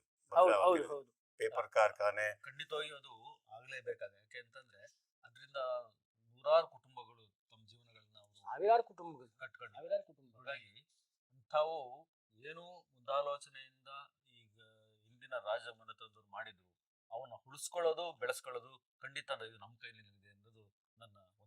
ಖಂಡಿತ ಕೇಂದ್ರ ಮಂತ್ರಿಗಳು ಕುಮಾರಸ್ವಾಮಿ ಅವರು ಹೌದು ವಿಶೇಷ ಕಾಳಜಿಯನ್ನ ತಗೊಂಡಿದ್ದಾರೆ, ಮಾಡ್ತಾರೆ ಅನ್ನೋ ಭರವಸೆ. ಹೆಚ್ಚು ಕಮ್ಮಿ 5-6 ದಶಕಗಳಿಂದ ಕರ್ನಾಟಕದ ಪ್ರಮುಖವಾಗಿದ್ದ ಅನೇಕ ಉದ್ಯಮಗಳು ರೋಗಗ್ರಸ್ತವಾಗಿವೆ. ಅದರಲ್ಲಿ VASL ಮತ್ತೆ ಭದ್ರಾವತಿ ಕಾಗದ ಕಾರ್ಖಾನೆ ಇರ್ಬೋದು, ಆಮೇಲೆ ಮೈಸೂರು ಪೇಪರ್ ಮಿಲ್ಸ್ ಇರ್ಬೋದು, ಮಂಡ್ಯ ನ್ಯಾಷನಲ್ ಪೇಪರ್ ಮಿಲ್ಸ್ ಇರ್ಬೋದು, ಆಮೇಲೆ HMT ಇರ್ಬೋದು, ಸಕ್ಕರೆ ಕಾರ್ಖಾನೆ ಎಲ್ಲ ಸಕ್ಕರೆ ಪಟ್ಟಿ ಮಾಡ್ತಾ ದೊಡ್ಡ. ಅಂದ್ರೆ ಈಗ ಏನು ಒಂದು ವಿಶೇಷ, ನಮ್ಮದೇ ರಾಜ್ಯದ ನಾಯಕರು ಈಗ ಕೇಂದ್ರ ಉಕ್ಕು ಸಚಿವರು ಆಗಿರೋದ್ರಿಂದ ಈಗ VASL ಈಗ ಕಳೆದ 16 ವರ್ಷಗಳಿಂದ ಈ ಕಾರ್ಮಿಕರು ಇನ್ನೂ ಪ್ರತಿಭಟನೆಯಲ್ಲಿದ್ದಾರೆ. ಬಹಳಷ್ಟು ಜನರಿಗೆ ಯಾವುದೇ ರೀತಿ ಅನುಕೂಲ ಸಿಕ್ಕಿಲ್ಲ. ಎರಡನೇದು, ಈಗ ನೋಡಿ, ಇದೇ ಕುಮಾರಸ್ವಾಮಿ ಅವರು ಈ ಹಿಂದೆ 6 ತಿಂಗಳ ಹಿಂದೆ ವಿಶಾಖಪಟ್ಟಣ ಉಕ್ಕು ಕಾರ್ಖಾನೆಯನ್ನ ಈಗ ಪುನಶ್ಚೇತನಗೊಳಿಸಲು ಯಶಸ್ವಿಯಾಗಿದ್ದಾರೆ. ಹಾಗಾಗಿ ಬಹುಶಃ VSL ಕೂಡ ಆಗತ್ತೆ ಅನ್ನೋ ಒಂದು ಭರವಸೆ ಇದಕ್ಕೆ. ಅದಕ್ಕೆ ಶಿವಮೊಗ್ಗ ಸಂಸದ ಏನು BY ರಾಘವೇಂದ್ರ ಇದ್ದಾರೆ, ಅವರ ಪ್ರಯತ್ನ ಕೂಡ ಇದು ಇದರಲ್ಲಿ ಬಹಳ ಮುಖ್ಯ. ರವಿ ಅವರು, ಬಹುಶಃ ಇವತ್ತು ಸರ್ಕಾರ ಒಂದು ಒಳ್ಳೆ ಸಿಹಿ ಸುದ್ದಿಯನ್ನ ನಮ್ಮ ಗ್ರಾಮ ಪಂಚಾಯತಿ ಮಟ್ಟದ ಹಳ್ಳಿಗಳ ಜನರುಗಳಿಗೆ ಒಂದು ಕೊಟ್ಟಿದೆ. ಏನಪ್ಪಾ ಅಂದ್ರೆ ಇವತ್ತಿನ ಈ ಸ್ವತ್ತು ನೀವು ಮಾಡ್ಕೋಬಹುದು. ಬೇಕಾದಂತ ಎಲ್ಲ ಏನು ಆರಂಭ ವಿಘ್ನಗಳು ಸಿಕ್ಕಾಪಟ್ಟೆ ಇದ್ವು, ಅವೆಲ್ಲ ಒಂದು ಲೆವೆಲ್ ತಂದು ಇವತ್ತಿಂದ ಅಧಿಕೃತವಾಗಿ ಮುಖ್ಯಮಂತ್ರಿಗಳು ಅದನ್ನ ಚಾಲನೆ ಕೊಡ್ತಾ ಇದ್ದಾರೆ ವಿಧಾನಸೌಧದಲ್ಲಿ. ಸೊ ಸುಮಾರು ಒಂದು 90 ಲಕ್ಷ ಆಸ್ತಿಗಳು, ಅಂದ್ರೆ ಗ್ರಾಮ ಪಂಚಾಯತಿ ಮಟ್ಟದಲ್ಲಿ ಇರ್ತಕ್ಕಂತ ಯಾವ ಆಸ್ತಿಗಳಿಗೂ ಕೂಡ ಇದುವರೆಗೂ ಈ ಸ್ವತ್ತು ಆಗಿಲ್ಲ. ಆದ್ರೆ ಅಲ್ಲೇನಾಗ್ತದೆ, ಯಾವ ಕಾರಣಕ್ಕೋಸ್ಕರ ಇದು ಬೇಕು? ನಿಮ್ಮ ಭದ್ರತೆಗೋಸ್ಕರ ಬೇಕಾಗುತ್ತೆ. ಇದರಲ್ಲಿ ಹಲವಾರು ಕಂಟಕಗಳು ಅಥವಾ ಈ ತೊಂದರೆಗಳು ತುಂಬಾ ಜಾಸ್ತಿ ಇತ್ತಲ್ಲ. ಇಲ್ಲ ತಹಸೀಲ್ದಾರ್ ಹೋಗಿ ಹೇಳಿದ್ರೆ ಅವ್ರು DC ಅಂತಾರೆ, DC ಅಂದ್ರೆ ಅದೇನಂದ್ರೆ ಅದು ಯಾವತ್ತು ಸರಿನೇ ಹೋಗಲ್ವೇನೋ ಅನ್ನೋಷ್ಟು ತಕರಾರಿತ್ತು. ತುಂಬಾ ಕಗ್ಗಂಟಾಗಿತ್ತು. ಅದನ್ನ ಒಂದು ಲೆವೆಲ್ ತಗೊಬಂದಿದ್ದಾರೆ. ಲೆವೆಲ್ ತಗೊಬಂದು ನೀವು ನಿಮ್ಮ ಆಸ್ತಿನ ಈ ಸ್ವತ್ತು ಮಾಡ್ಕೋಬೇಕು ಅಂದ್ರೆ ನಿಮ್ಗೆ ಏನೆಲ್ಲ ದಾಖಲಾತಿಗಳು ಒದಗಿಸ್ಬೇಕು ನೀವು ಸರ್ಕಾರಕ್ಕೆ. ಅದರ ಒದಗಿಸಿದ ನಂತರ ಮಂಡಲ ಪಂಚಾಯತ್ ಇರ್ತಕ್ಕಂಥ ಗ್ರೇಡ್ 1 ಗ್ರೇಡ್ 2 ಆಫೀಸರ್ಸ್ ಸ್ಪಾಟ್ಗೆ ಬರಬೇಕು. ಸ್ಪಾಟ್ ಬಂದು ಇನ್ಸ್ಪೆಕ್ಷನ್ ಮಾಡ್ಬೇಕು. ಹ್ಮ್. ಇನ್ಸ್ಪೆಕ್ಷನ್ ಮಾಡಿದ ನಂತರ 2 ದಿವಸ 3 ದಿವಸದಲ್ಲಿ ಅದನ್ನ ಸರಿಯಿತು ಅಂದ್ರೆ ಅದನ್ನ ಕಂಪ್ಯೂಟರ್ಗೆ ಆಡ್ ಮಾಡ್ಬೇಕು. ಅದಾದ ನಂತರ ವಿತಿನ್ 15 ಡೇಸ್ ನಿಮಗೆ ಅವ್ರಿಗೆ ಖಾತಾ ಖಾತಾ ಕೊಡಬೇಕು. ಹ್ಮ್, ಹ್ಮ್. ಸೊ ಅದೇನು ಅದಕ್ಕೆ ತೆರಿಗೆ ಬರ್ತದೆ, ತೆರಿಗೆ ಕಟ್ಟಬೇಕು. ಹ್ಮ್. ತೆರಿಗೆ ಕಟ್ಟಿದ ನಂತರ ಈ ಖಾತಾ ನಿಮ್ಗೆ ಸಿಗೋದೆ. ಇದು ನಿಜವಾಗಿಯೂ ಒಂದು ಒಳ್ಳೆಯ ಬೆಳವಣಿಗೆ. ತುಂಬಾ ಇದು ಬಹುಶಃ 10 ತಿಂಗಳು ಹತ್ತತ್ರ ಆಗ್ತಿದೆ ಅನ್ಸುತ್ತೆ ಇದು ಅನೌನ್ಸ್ ಮಾಡಿ. ಆಗಿರ್ಲಿಲ್ಲ ಕೆಲಸ. ಎಲ್ಲೂ ಹಾಗೆ ಇಲ್ಲ, ಅದು ತುಂಬಾ ಗೊಂದಲ ಹೇಳದಲ್ಲ. ಇದೆಲ್ಲ ಆದ್ರೆ ಸರಿಯಾಗಿ ಎಲ್ಲ ಇತ್ಯರ್ಥ ಆದ್ರೆ ತುಂಬಾ ಅನುಕೂಲ ಆಗುತ್ತೆ. ಅನುಕೂಲ ಆಗುತ್ತೆ, ಪ್ರತಿಯೊಬ್ಬರಿಗೂ ಅನುಕೂಲ ಆಗುತ್ತೆ. ಜೊತೆಗೆ ಅಭಿವೃದ್ಧಿ ಕೆಲಸಗಳು ಕೂಡ ಆಗಬಹುದೇನೋ ಅಂತ ಎಲ್ಲೊಂದ್ ಕಡೆ ನಮ್ಮ ಆಸೆ. ನಿಜ ನಿಜ ನಿಜ. ಯಾಕಂದ್ರೆ ಇಷ್ಟು ತೆರಿಗೆ ಸಂಗ್ರಹ ಮಾಡ್ತಾ ಇದ್ದಾರೆ, ಹೌದು. ಅದರಿಂದ ಒಂದು ಗ್ರಾಮ ಪಂಚಾಯತಿ ಲೆವೆಲ್ ಅಲ್ಲಿ ಇರ್ತಕ್ಕಂಥ ಪ್ರತಿ ಹಳ್ಳಿಗೂ ಕೂಡ ಒಂದ್ ಲೆವೆಲ್ಗೆ ಆಗುತ್ತೆ ಅನ್ನೋದು ನನ್ನ ಒಂದು ಆಸೆ. ಇದು ಸರಿಯಾಗಿ ರವಿ ಸರ್ ಕರೆಕ್ಟ್ ಆಗಿ ಅನಲೈಸ್ ಮಾಡಿದ್ದಾರೆ. ಆಗ್ಬಿಟ್ರೆ ಖಂಡಿತ ನಿಜ. ಈ ಯೋಜನೆ ನೋಡಿ ಎಷ್ಟು ಬೆಂಗಳೂರಿಗೆ ವಿಶೇಷವಾಗಿ ಹೇಗೆ ವರದಾನ ಅಂದ್ರೆ, ಈಗ ಗ್ರೇಟರ್ ಬೆಂಗಳೂರು ಬಂದಿದೆ, ಈ ಆಮೇಲೆ ಹೆಚ್ಚು ಈ ತರ ಬಡಾವಣೆಗಳನ್ನ ಗ್ರಾಮಗಳನ್ನ ಸೇರಿಸ್ಕೊಳ್ತಾರೆ. ಹೌದು. ಆಮೇಲೆ ತಾಂತ್ರಿಕ ಸಮಸ್ಯೆಗಳಿದೆ. ಈಗ ಏನಾಗುತ್ತೆ, ಅನಧಿಕೃತ ಲೇಔಟ್ಗಳಲ್ಲಿ ನಿವೇಶನ ಅವರಿಗೆ ಮುಂದಿನ ದಾರಿ ಗೊತ್ತಿರಲ್ಲ. ನಿಜ. ಈಗ BDA ಎಲ್ಲ ಕಡೆ ಅದು ಈಗ ವಿಶೇಷವಾಗಿ ಕೆಂಪೇಗೌಡ ಲೇಔಟ್ ಅದು ಸಾಕಷ್ಟು ಈಗೇನಾಗಿದೆ, ಬೆಟ್ಟನಪಾಳ್ಯ ಇರ್ಬೋದು, ಭೀಮನ್ಕುಪ್ಪೆ ಇರ್ಬೋದು, ಕೆಲವು ನೋಟಿಫಿಕೇಶನ್ ಇದೆ, ಆದ್ರೆ ಅಲ್ಲಿ ಈಗಾಗಲೇ ಮನೆಗಳಾಗಿರೋದ್ರಿಂದ ಅದು ಯಾವುದೇ ರೀತಿ ಅಕ್ವೈರ್ ಮಾಡ್ಕೊಳಕ್ ಆಗ್ತಿಲ್ಲ. ಹೀಗಾಗಿ ಅದನ್ನ ಅಕ್ರಮ ಅಂತ ಪರಿಗಣಿಸಿ ಸಕ್ರಮ ಮಾಡಿದ್ರೆ BDAಗೂ ಮತ್ತೆ ಹಣಕಾಸು ಬರುತ್ತೆ. ಆಮೇಲೆ ಗ್ರೇಟರ್ ಬೆಂಗಳೂರು ಇನ್ನಷ್ಟು ಅರ್ಥಪೂರ್ಣ ಆಗುತ್ತೆ ಅಂತ ನಂದು. ಇದು ಮಾಡಿರೋದ್ರಿಂದ ತುಂಬಾನೇ ಅನುಕೂಲ ಆಗುತ್ತೆ ಇನ್ ಮುಂದೆ. ಆದ್ರೆ ಸಂತೋಷ. ಹೇಗೆ ಅಂತ ಅಂದ್ರೆ, ಈಗ ಪ್ರತಿಯೊಬ್ಬರಿಗೂ ಒಂದು ಸೈಟ್ ತಗೋಬೇಕು, ಮನೆ ಕಟ್ಟಿಸ್ಬೇಕು ಅನ್ನೋದು ಆಸೆ ಇದ್ದೇ ಇರ್ತದೆ. ಖಂಡಿತ. ಅವರು ಎಷ್ಟೇ ಕೆಟ್ಟ ಪರಿಸ್ಥಿತಿಯಲ್ಲಿ ಇದ್ರು ಕೂಡ ಒಂದಷ್ಟು ಹಣನ ಹೊಂದಿಸ್ಕೊಂಡು ಒಂದಷ್ಟು ಸಾಲಗಳು ಮಾಡಿ, ಇವ್ರು ಹೇಳ್ದಾಗ ಅನಧಿಕೃತವಾಗಿರ್ತಕ್ಕಂಥ ಲೇಔಟ್ ನವರು ಕಾಯ್ತಾ ಕುಂತಿದ್ದಾರೆ. ಅವರು ಏನೋ ಆಫರ್ ಕೊಡ್ತಾರೆ, ಏನೋ ಮಾಡ್ತಾರೆ, ಇವ್ರಿಗೇನು ಗೊತ್ತಿರಲ್ಲ, ಸೈಟ್ ಮಾರ್ಬಿಡ್ತಾರೆ. ಅದು ಕತ್ತಿ ಮೇಲೆ ನಡೆದ ಹಾಗೆ, ಈ ಕಡೆಗೆ ಬಿಡಂಗಿಲ್ಲ, ಯಾಕಂದ್ರೆ ಕಷ್ಟಪಟ್ಟು ಅವರು ಸಂಪಾದನೆ ಮಾಡಿರ್ತಕ್ಕಂಥ ದುಡ್ಡನ್ನ ಹಾಕಿ ತಗೊಂಡು ಖಂಡಿತ ಸಾಲ ಮಾಡಾಕಿರ್ತಾರೆ. ಇವಕ್ಕೆಲ್ಲ ಕಡಿವಾಣ ಹಾಕ್ಲೇಬೇಕಾದ್ರೆ ಇದ್ ಬರ್ಬೇಕು ಈ ಖಾತೆ. ನಿಜವಾಗಿಯೂ ಇದು ಅಲ್ಲಿ ಏನಾಗ್ತಾ ಇದೆ, ಇನ್ನು ಮುಂದೆ ಯಾವುದೇ ಕಾರಣಕ್ಕೂ ಲೇಔಟ್ಗಳನ್ನ ಮಾಡೋ ಹಾಗಿಲ್ಲ. ಅಂದ್ರೆ ಮಾಡ್ಬೋದು ನೀವು ಲೇಔಟ್, ಸರ್ಕಾರ ಏನು ನಿಮ್ಗೆ ನಿಬಂಧನೆಗಳು ಕೊಟ್ಟಿದೆ ಅದ್ರ ಒಳಗಡೆ, ಆ ಚೌಕಟ್ಟು ಒಳಗಡೆನೆ ಮಾಡ್ಬೇಕು. BMRD ಅಪ್ರೂವಲ್ ತಗೊಳ್ಳೇಬೇಕು, ಇದಷ್ಟು ಕಂಡೀಷನ್ಸ್ ಇದೆ. ಇಲ್ಲ, ನೀವು ಈಗಲೂ ಈ ಇದಕ್ಕೆ ಕಡಿವಾಣ ಹಾಕದೆ ಹೋದ್ರೆ ಇದಕ್ಕೆ ಮಿತಿನೇ ಇಲ್ಲ. ಈಗ ಇಡೀ ಬೆಂಗಳೂರೇ ಎದ್ವಾ ತದ್ವಾ ಬೆಳೆದು ಅದ್ ಹೇಗೇಗೋ ಆಗೋಗಿದೆ. ಒಂದು ಮಳೆ ಬಂದ್ರೆ ಸಾಕು, ಎಲ್ಲಾ ಅಪಾರ್ಟ್ಮೆಂಟ್ ನೀರು ತುಂಬುತ್ತೆ. ಈಗಲೂ ನೀವು ಕಡಿವಾಣ ಹಾಕೊಳ್ಳದೆ ಹೋದ್ರೆ ಲೇಔಟ್ಗಾಗ್ಲಿ ಅಪಾರ್ಟ್ಮೆಂಟ್ಗಾಗ್ಲಿ ಇದು ಕಠಿಣವಾದ ಕ್ರಮಗಳನ್ನ ಹಾಕಿದ್ರೆ ಮಾತ್ರ ಮುಂದಿನ ಮುಂದೆ ಅದೇ ಮಾಡಿದ್ದಾರೆ. ಇಷ್ಟಿಷ್ಟೇ ಅಡಿ ರೋಡ್ ಇರ್ಬೇಕು, ಒಳಚರಂಡಿ ವ್ಯವಸ್ಥೆ ಇರ್ಬೇಕು, ಬೀದಿ ದೀಪ ಕೊಡ್ಬೇಕು, ಮಳೆ ಕೊಯ್ಲು ಮಳೆ ಹಾರ್ವೆಸ್ಟ್ ಮಾಡ್ಕೋಬೇಕು ಪ್ರತಿಯೊಂದನು. ಆಮೇಲೆ ಅಲ್ಲಿ CA ಸೈಟ್ ಬಿಡ್ಬೇಕು. ಸೊ ಅದರಿಂದ ಒಂದು ಸೊಸೈಟಿಗೆ ಈಗ ನಾವು ಕಡಿವಾಣ ಹಾಕೊಳ್ಳೋರು ಬಹಳ ಸಮಸ್ಯೆ ಇದೆ ಮುಂದಕ್ಕೆ. ನಗರ ಈ ಸಮಸ್ಯೆ ಉಲ್ಬಣ ಆಗ್ಲಿಕ್ಕೆ ಕಾರಣ ರಾಜಕಾಲುವೆಗಳು ಒತ್ತುವರಿ. ಈಗ ಸಾಕಷ್ಟು ಈಗ ಸರ್ಕಾರಿ ಅಧಿಕಾರಿಗಳಿದಾರಲ್ಲ, ತುಂಬಾ ದಕ್ಷತೆಯಿಂದ ತೆರವು ಮಾಡ್ತಿದ್ದಾರೆ. ಆದ್ರೂ ಇನ್ನಷ್ಟು ಪ್ರಭಾವಿಗಳ ನಿಯಂತ್ರಣದಲ್ಲಿ ಅದು ಒತ್ತುವರಿ ಆಗಿದೆ ಇದರಲ್ಲಿ. ಪ್ರಭಾವಿಗಳದ್ದು ಅವ್ರಿಗೆ ಏನ್ ಬೇಕೋ ಅದ್ ಮಾಡಿ ಯಾರನ್ನೋ ಹೋಲ್ಸಕ್ ಇನ್ನೇನೋ ಆ ಒತ್ತುವರಿ ಎಲ್ಲ ತೆರವು ಮಾಡಿ ರಾಜಕಾಲುವೆಗಳನ್ನ ಸರಿಯಾಗಿ ನೀರು ಹೋಗ್ಲಿಕ್ಕೆ ಬಿಟ್ರೆ ಈ ಪ್ರವಾಹ ಮಳೆ ಏನೂ ಸಮಸ್ಯೆ ಆಗುದಿಲ್ಲ. ಇನ್ನು ಮುಂದೆ ಬಹುಶಃ ಈ ಹೊಸ ಕಾನೂನು ಇದೇನಿದೆ ಅಲ್ಲ, ಕೆಲವೊಂದು ಸಾರಿ ಆ ಕಾನೂನನ್ನ ಪಾಲನೆ ಮಾಡ್ಲಿಕ್ಕೆ ಮತ್ತೆ ಕಾನೂನು ಮಾಡಿದ್ರೆ ಅದಕ್ಕೆ ಅಡ್ಡಗಾಲಾಗ್ತಾರೆ. ಇದು ನಮ್ ದುರಂತ. ಇದು ದುರಂತ ನಿಜವಾಗ್ಲೂ. ಅವರಪ್ಪ ರಾಜರಾಜೇಶ್ವರಿ ನಗರದಲ್ಲಿ ರಾಜಕಾಲುವೆನ ತೆರವು ಮಾಡ್ಬೇಕು ಅಂತೇಳಿ ಹೊರಟ್ರು. ಒಂದಷ್ಟು ಈ ಯಾವ್ದು ಮಧ್ಯಮ ವರ್ಗದ ಜನ ಇದ್ರು ಅಲ್ಲಿ ಬಡ ಹೊಡೆದಾಕಿದ್ರು. ಅದೇ ಶ್ರೀಮಂತ ವರ್ಗದ ಜನದಲ್ಲಿ ಮುಟ್ಟಕ್ಕೆ ಹೋಗ್ಲಿಲ್ಲ. ಅದ್ರ ಹಂಗೆ ನೆನಗುದಿಗೆ ಬಿದ್ದೋಯ್ತು ಅದು. ಹೌದು. ಈ ಸಮಾಜದಲ್ಲಿ ಈ ತಾರತಮ್ಯ ಏನಿದೆ ನಿಜ ತುಂಬಾ ನೋವಾಗುತ್ತೆ. ನಿಜವಾಗ್ಲೂನು ಒಂಥರ ತುಂಬಾ ಗಟ್ಟಿಯಾದ ಅಧಿಕಾರಿಗಳು ಬರ್ಬೇಕು, ಗಟ್ಟಿ ನಿಲುವುಗಳನ್ನ ತೆಗೆದುಕೊಳ್ಬೇಕು, ಮಾಡ್ಬೇಕು. ನಾಗರಿಕರು ಸಹಕರಿಸಬೇಕು. ರಾಜಕೀಯವಾಗಿ ಸರ್ಕಾರ ಯಾವುದೇ ಇದು ಪ್ರಲೋಭನೆ ಹಸ್ತಕ್ಷೇಪ ಮಾಡಬಾರ್ದು. ಅಧಿಕಾರಿಗಳಿಗೆ ಗ್ರೀನ್ ಕಾರ್ನರ್ ಸಿಗ್ನಲ್ ಗೋ ಹೆಡ್ ಅಂತ ಹೇಳಿದ್ರಾ ಮಾಡ್ರಪ್ಪ ಮಾಡಿ ಅಷ್ಟೇ. ಅದರಲ್ಲಿ ಯಾರು ಹಸ್ತಕ್ಷೇಪ ಮಾಡಿದಾಗ ಏನಾಗುತ್ತೆ, ಈ ಪ್ರಭಾವಿಗಳು, ರಾಜಕೀಯ ಪ್ರಭಾವಿಗಳಿರ್ಬೋದು, ಬೇರೆ ಬೇರೆ ಕ್ಷೇತ್ರಗಳ ಪ್ರಭಾವ ಇರ್ಬೋದು, ಸೆಲೆಬ್ರಿಟಿಗಳಿರ್ಬೋದು, ಎಲ್ಲದನ್ನೂ ಇದ್ದಾರೆ ಅದರಲ್ಲಿ. ಒಳ್ಳೆ ವಿಷಯ ಅದು. ಈ ಕಾಥಾ ಬಗ್ಗೆ, ಈ ಕಾಥಾ ಒಂದರಿಂದ ನಾವು ಇಷ್ಟೆಲ್ಲ ತೊಂದರೆಗಳನ್ನ ಏನೇನು ನಾವು ಅನುಭವಿಸ್ತಾ ಇದೀವಿ, ಮತ್ತೆ ಮುಂದಿನ ದಿನಗಳಲ್ಲಿ ಏನೇನು ಆಗ್ಬೋದು ಅನ್ನೋದನ್ನ ನಾವು ಚರ್ಚೆ ಮಾಡಿದ್ವಿ. ಸೊ ಇನ್ನೊಂದು ವಿಷಯ, ಈ ನ್ಯಾಷನಲ್ ಹೆರಾಲ್ಡ್ ಸೋನಿಯಾ ರಾಹುಲ್ ವಿರುದ್ಧ FIR ಸೇಡಿನ ರಾಜಕಾರಣ ಅಂತ ಕಾಂಗ್ರೆಸ್ ಟೀಕೆ ಮಾಡಿದೆ. ಇದು ಎಷ್ಟರ ಮಟ್ಟಿಗೆ ಸೇಡಿನ ರಾಜಕಾರಣ ಆಗುತ್ತೆ? ಅಲ್ಲ, ಇದು ಈ ಪದಗಳು ನಮ್ಗೆ ಸರ್ವೇ ಸಾಮಾನ್ಯ ಆಗ್ಬಿಟ್ಟಿದೆ. ಇವ್ರ ಮೇಲೆ ಅವ್ರು ಹೇಳೋದು, ಅವ್ರ ಮೇಲೆ ಇವ್ರು ಹೇಳೋದು, ಮಾಡೋ ಕೆಲಸ ಮಾಡ್ತಾನೆ ಇರ್ತಾರೆ. ಅಲ್ಲ, ಇದು ಕೋರ್ಟ್ ಅಲ್ಲಿ ಇದೆ. ಹೌದು, ಇದು ಕೋರ್ಟ್ ಅಲ್ಲಿ ಇದೆ. ಕೋರ್ಟ್ ಡಿಸೈಡ್ ಮಾಡ್ತೀವಿ. ಸೇಡಿನ ರಾಜಕಾರಣ ಅಂತ ಏನ್ ಇವ್ರ ಯಾಕೆ ಮಾತಾಡ್ಬೇಕು? ಈ ನ್ಯಾಷನಲ್ ಹೆರಾಲ್ಡ್ ಏನಿದೆ, ವಿಶೇಷವಾಗಿ ಸುಬ್ರಹ್ಮಣ್ಯನ ಸ್ವಾಮಿ ಅದನ್ನ ಅವರು ಕೇಸ್ ಹಾಕಿದ್ರು. ಈ ಮುನ್ನೆಲೆಗೆ ತಂದವರು. ಹೌದು. ಅವರ ಪ್ರಕಾರ ಕೋಟ್ಯಾಂತರ ರೂಪಾಯಿ, 100 ಕೋಟಿ ರೂಪಾಯಿ ಅವ್ಯವಹಾರ, ಭ್ರಷ್ಟಾಚಾರ ಆಗಿದೆ. ಹೇಗೆ ಅಂತಂದ್ರೆ, ಬೇರೆ ಯಾವ್ದೋ ಹಣ ತಗೊಂಡು ಇಲ್ಲಿ ಹಾಕಿ ವೈಟ್ ಮನಿ ಅಂತ ತೋರಿಸೋದು, ಈ ತರ ಮಾಡೋದು. ಆಮೇಲೆ ಅದ್ರೆಲ್ಲ ಕಾಂಗ್ರೆಸ್ನ ದೊಡ್ಡ ದೊಡ್ಡ ನಾಯಕರು ಶಾಮೀಲಾಗಿದ್ದಾರೆ ಅನ್ನೋದು ದಾಖಲೆ ಸಮೇತ ಕೊಟ್ಟಿದ್ದಾರೆ. ದೆಹಲಿನಲ್ಲಿ ಅದೆಷ್ಟೋ ಸ್ವತ್ತು ಬೇರೆ ಇದೆ ಸರ್. ಇದೆ. ಆಮೇಲೆ ಸ್ವತ್ತಿದೆ. ಅದು ನಮ್ಮ ಎಲ್ಲಾ ಪ್ರಭಾವಿಗಳು ಅದರಲ್ಲಿ ಟ್ರಸ್ಟ್ ನಲ್ಲಿ ಇದ್ದಾರೆ. ಹೌದು. ಕೇವಲ ಕಾಂಗ್ರೆಸ್ನ ಇದು ಅಂತ. ಆದ್ರೆ ಅದೇನು ಅಂತಂದ್ರೆ, ಅದಿನ್ನು ಸುಪ್ರೀಂ ಕೋರ್ಟ್ ಅದನ್ನ ಆ ಬಗ್ಗೆ ಅಂತಿಮವಾಗಿ ಅದನ್ನ ನಿರ್ಧಾರ ಮಾಡಬೇಕು. ಇದು ಪ್ರಕ್ರಿಯೆ, ಇದು ಬಹುಶಃ FIR ಏನಿದೆ ಅದು ಪ್ರಕ್ರಿಯೆ, ಹೊಸ ವಿಷಯ ಏನಲ್ಲ. ಆದ್ರೆ ಇವ್ರೇನ ಕಾಂಗ್ರೆಸ್ ಯಥಾ ಪ್ರಕಾರ ಇಲ್ಲಿ ಏನಾಗುತ್ತೆ, ಕೇಂದ್ರನ ಬಿಜೆಪಿನ ಟೀಕ್ಸೋದು ಅದಕ್ಕೂ ಒಂದು ಇದಾಗಿದೆ, ಪರಿಪಾಠ ಆಗಿದೆ. ಇಲ್ಲಿ ಯಾವುದೇ ಕೇಂದ್ರದ್ದು ಆಗ್ಲಿ ಬಿಜೆಪಿದಾಗ್ಲಿ ಹಸ್ತಕ್ಷೇಪ ಇಲ್ಲ. ಕೋರ್ಟಿನ ಏನ್ ಮಾರ್ಗದರ್ಶನ ಇದೆ ಅದ್ರ ಪ್ರಕಾರ ನಡೀತಾ ಇದೆ ಅಷ್ಟೇ. ಹೀಗಾಗಿ ಇದು ಇಡಿ ಕೂಡ ಇದೆಲ್ಲಲ್ಲೂ ಇದೆ. ಅದ್ರಲ್ಲಿ ಇವರು ಏನಾಗುತ್ತೆ, ಇದರಲ್ಲಿ ತನಿಖೆಗೆ ಸಹಕರಿಸಿ, ನೀವು ನಿಜವಾಗ್ಲೂ ನೀವು ತಪ್ಪು ಮಾಡಿಲ್ಲ, ನಿಮ್ದು ಇದಂದ್ರೆ ಹೊರಗಡೆ ಬನ್ನಿ, ಇದರಿಂದ ಮುಕ್ತವಾಗಿ ಬನ್ನಿ, ದೋಷ ಮುಕ್ತರಾಗಿ ಬನ್ನಿ. ಆದ್ರೆ ಅದೇನಾಗುತ್ತೆ, ಮಧ್ಯದಲ್ಲಿ ಈ ರೀತಿ ಕಾಂಗ್ರೆಸ್ ತನ್ನ ಡೈವರ್ಟ್ ಮಾಡ್ಲಿಕ್ಕೆ ವಿಷಯನ ಈ ತರ ಮಾಡ್ತಾ ಇದೆ. ಇನ್ನು ಯಾವ ವಿಷಯ ಇದೆ ತಮ್ಮ ಹತ್ರ? ಬಹಳ ಮುಖ್ಯವಾದ ವಿಷಯ ಹೇಳಲೇಬೇಕು ಸರ್. ಅದು ಇವತ್ತಿನ ದಿವಸ ಇಡೀ ಕರ್ನಾಟಕದ ಜನತೆಯನ್ನ ಕಾಡಿಸ್ತಿರತಕ್ಕಂಥ ವಿಷಯ. ಕಾದಂಬರಿ ಸಾರ್ವಭೌಮ ಆನಾ ಕೃಷ್ಣಯ್ಯರ್ ಒಂದ್ ಕಡೆ ಹೇಳ್ತಾರೆ, ಕಲೆ ಎಲ್ಲರನ್ನೂ ಕೈ ಬೀಸಿ ಕರೆಯುತ್ತದೆ, ಕೆಲವರನ್ನು ಮಾತ್ರ ಆರಿಸಿಕೊಳ್ಳುತ್ತದಂತೆ. ಯಾಕೆ ಹೇಳ್ತಾ ಇದ್ದೀನಿ ಅಂದ್ರೆ, ನೆನ್ನೆಯಷ್ಟೇ ನಿಧನರಾದಂಥ ಕರ್ನಾಟಕ ಚಲನಚಿತ್ರರಂಗದ ಅತ್ಯದ್ಭುತ ನಟರಾದಂಥ MS ಉಮೇಶ್ ರವರು ನಿನ್ನೆ ನಿಧನರಾದರು.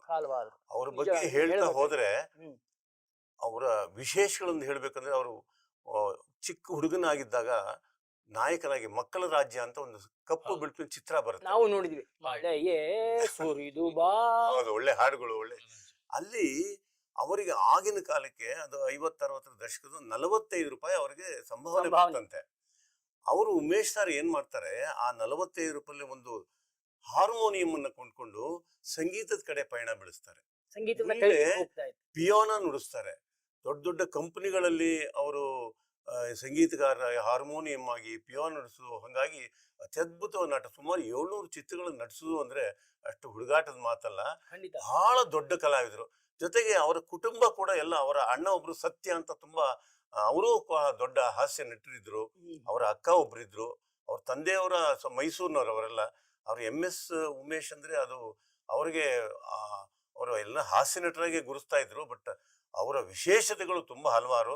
ಅದು ಅವರ ಒಡನಾಟ ನಂಗೆ ಸ್ವಲ್ಪ ಇದರಿಂದ ಸ್ವಲ್ಪ ದುಃಖ ಆಗುತ್ತೆ. ಇಡೀ ಕರ್ನಾಟಕ ಅವರ ನಿಧನಕ್ಕೆ ಮರುಗ್ತಾ ಇದೆ. ನೆನ್ನೆ ಮುಖ್ಯಮಂತ್ರಿಗಳು ಕೂಡ ಬಂದು ಅಷ್ಟು ತರ್ಪಣವನ್ನ. ಆಮೇಲೆ ಏನಂತಂದ್ರೆ, ಮಹಾನ್ ಕಲಾವಿದರು ಒಂದು ಕಾಲದಲ್ಲಿ, ಒಂದು ಕಾಲಘಟ್ಟದಲ್ಲಿ ಇವರು ಅವೈಲಬಲ್ ಇಲ್ಲ ಅನ್ನೋ ಕಾರಣಕ್ಕೆ ರಾಜ್ಕುಮಾರ್ ಅಣ್ಣವ್ರ ಸಿನಿಮಾ ಕೂಡ ಮುಂದೋಗಿರೋದು ಸಾಧ್ಯತೆಗಳಿದೆ. ಖಂಡಿತ. ಚಿತ್ರೀಕರಣ ಪಾರ್ವತಮ್ಮನವರು ಕಡಾಖಂಡಿತ ಆ ಪಾತ್ರಕ್ಕೆ ಅವ್ರು ಬೇಕೇ ಬೇಕು, ಅವ್ರನ್ನ ಕರ್ಕೋಬೇಕು. ಆ ಥರ ನಿದರ್ಶನಗಳು ತುಂಬಾ ಇದೆ. ನರಸಿಂಹರಾಜುಗೂ ಇರ್ತಿತ್ತು, ಉಮೇಶ್ ಮಾಡ್ಬೇಕಾದ್ರೆ ಉಮೇಶ್ ಅವ್ರಿಗೆ ಇರ್ತಿತ್ತು.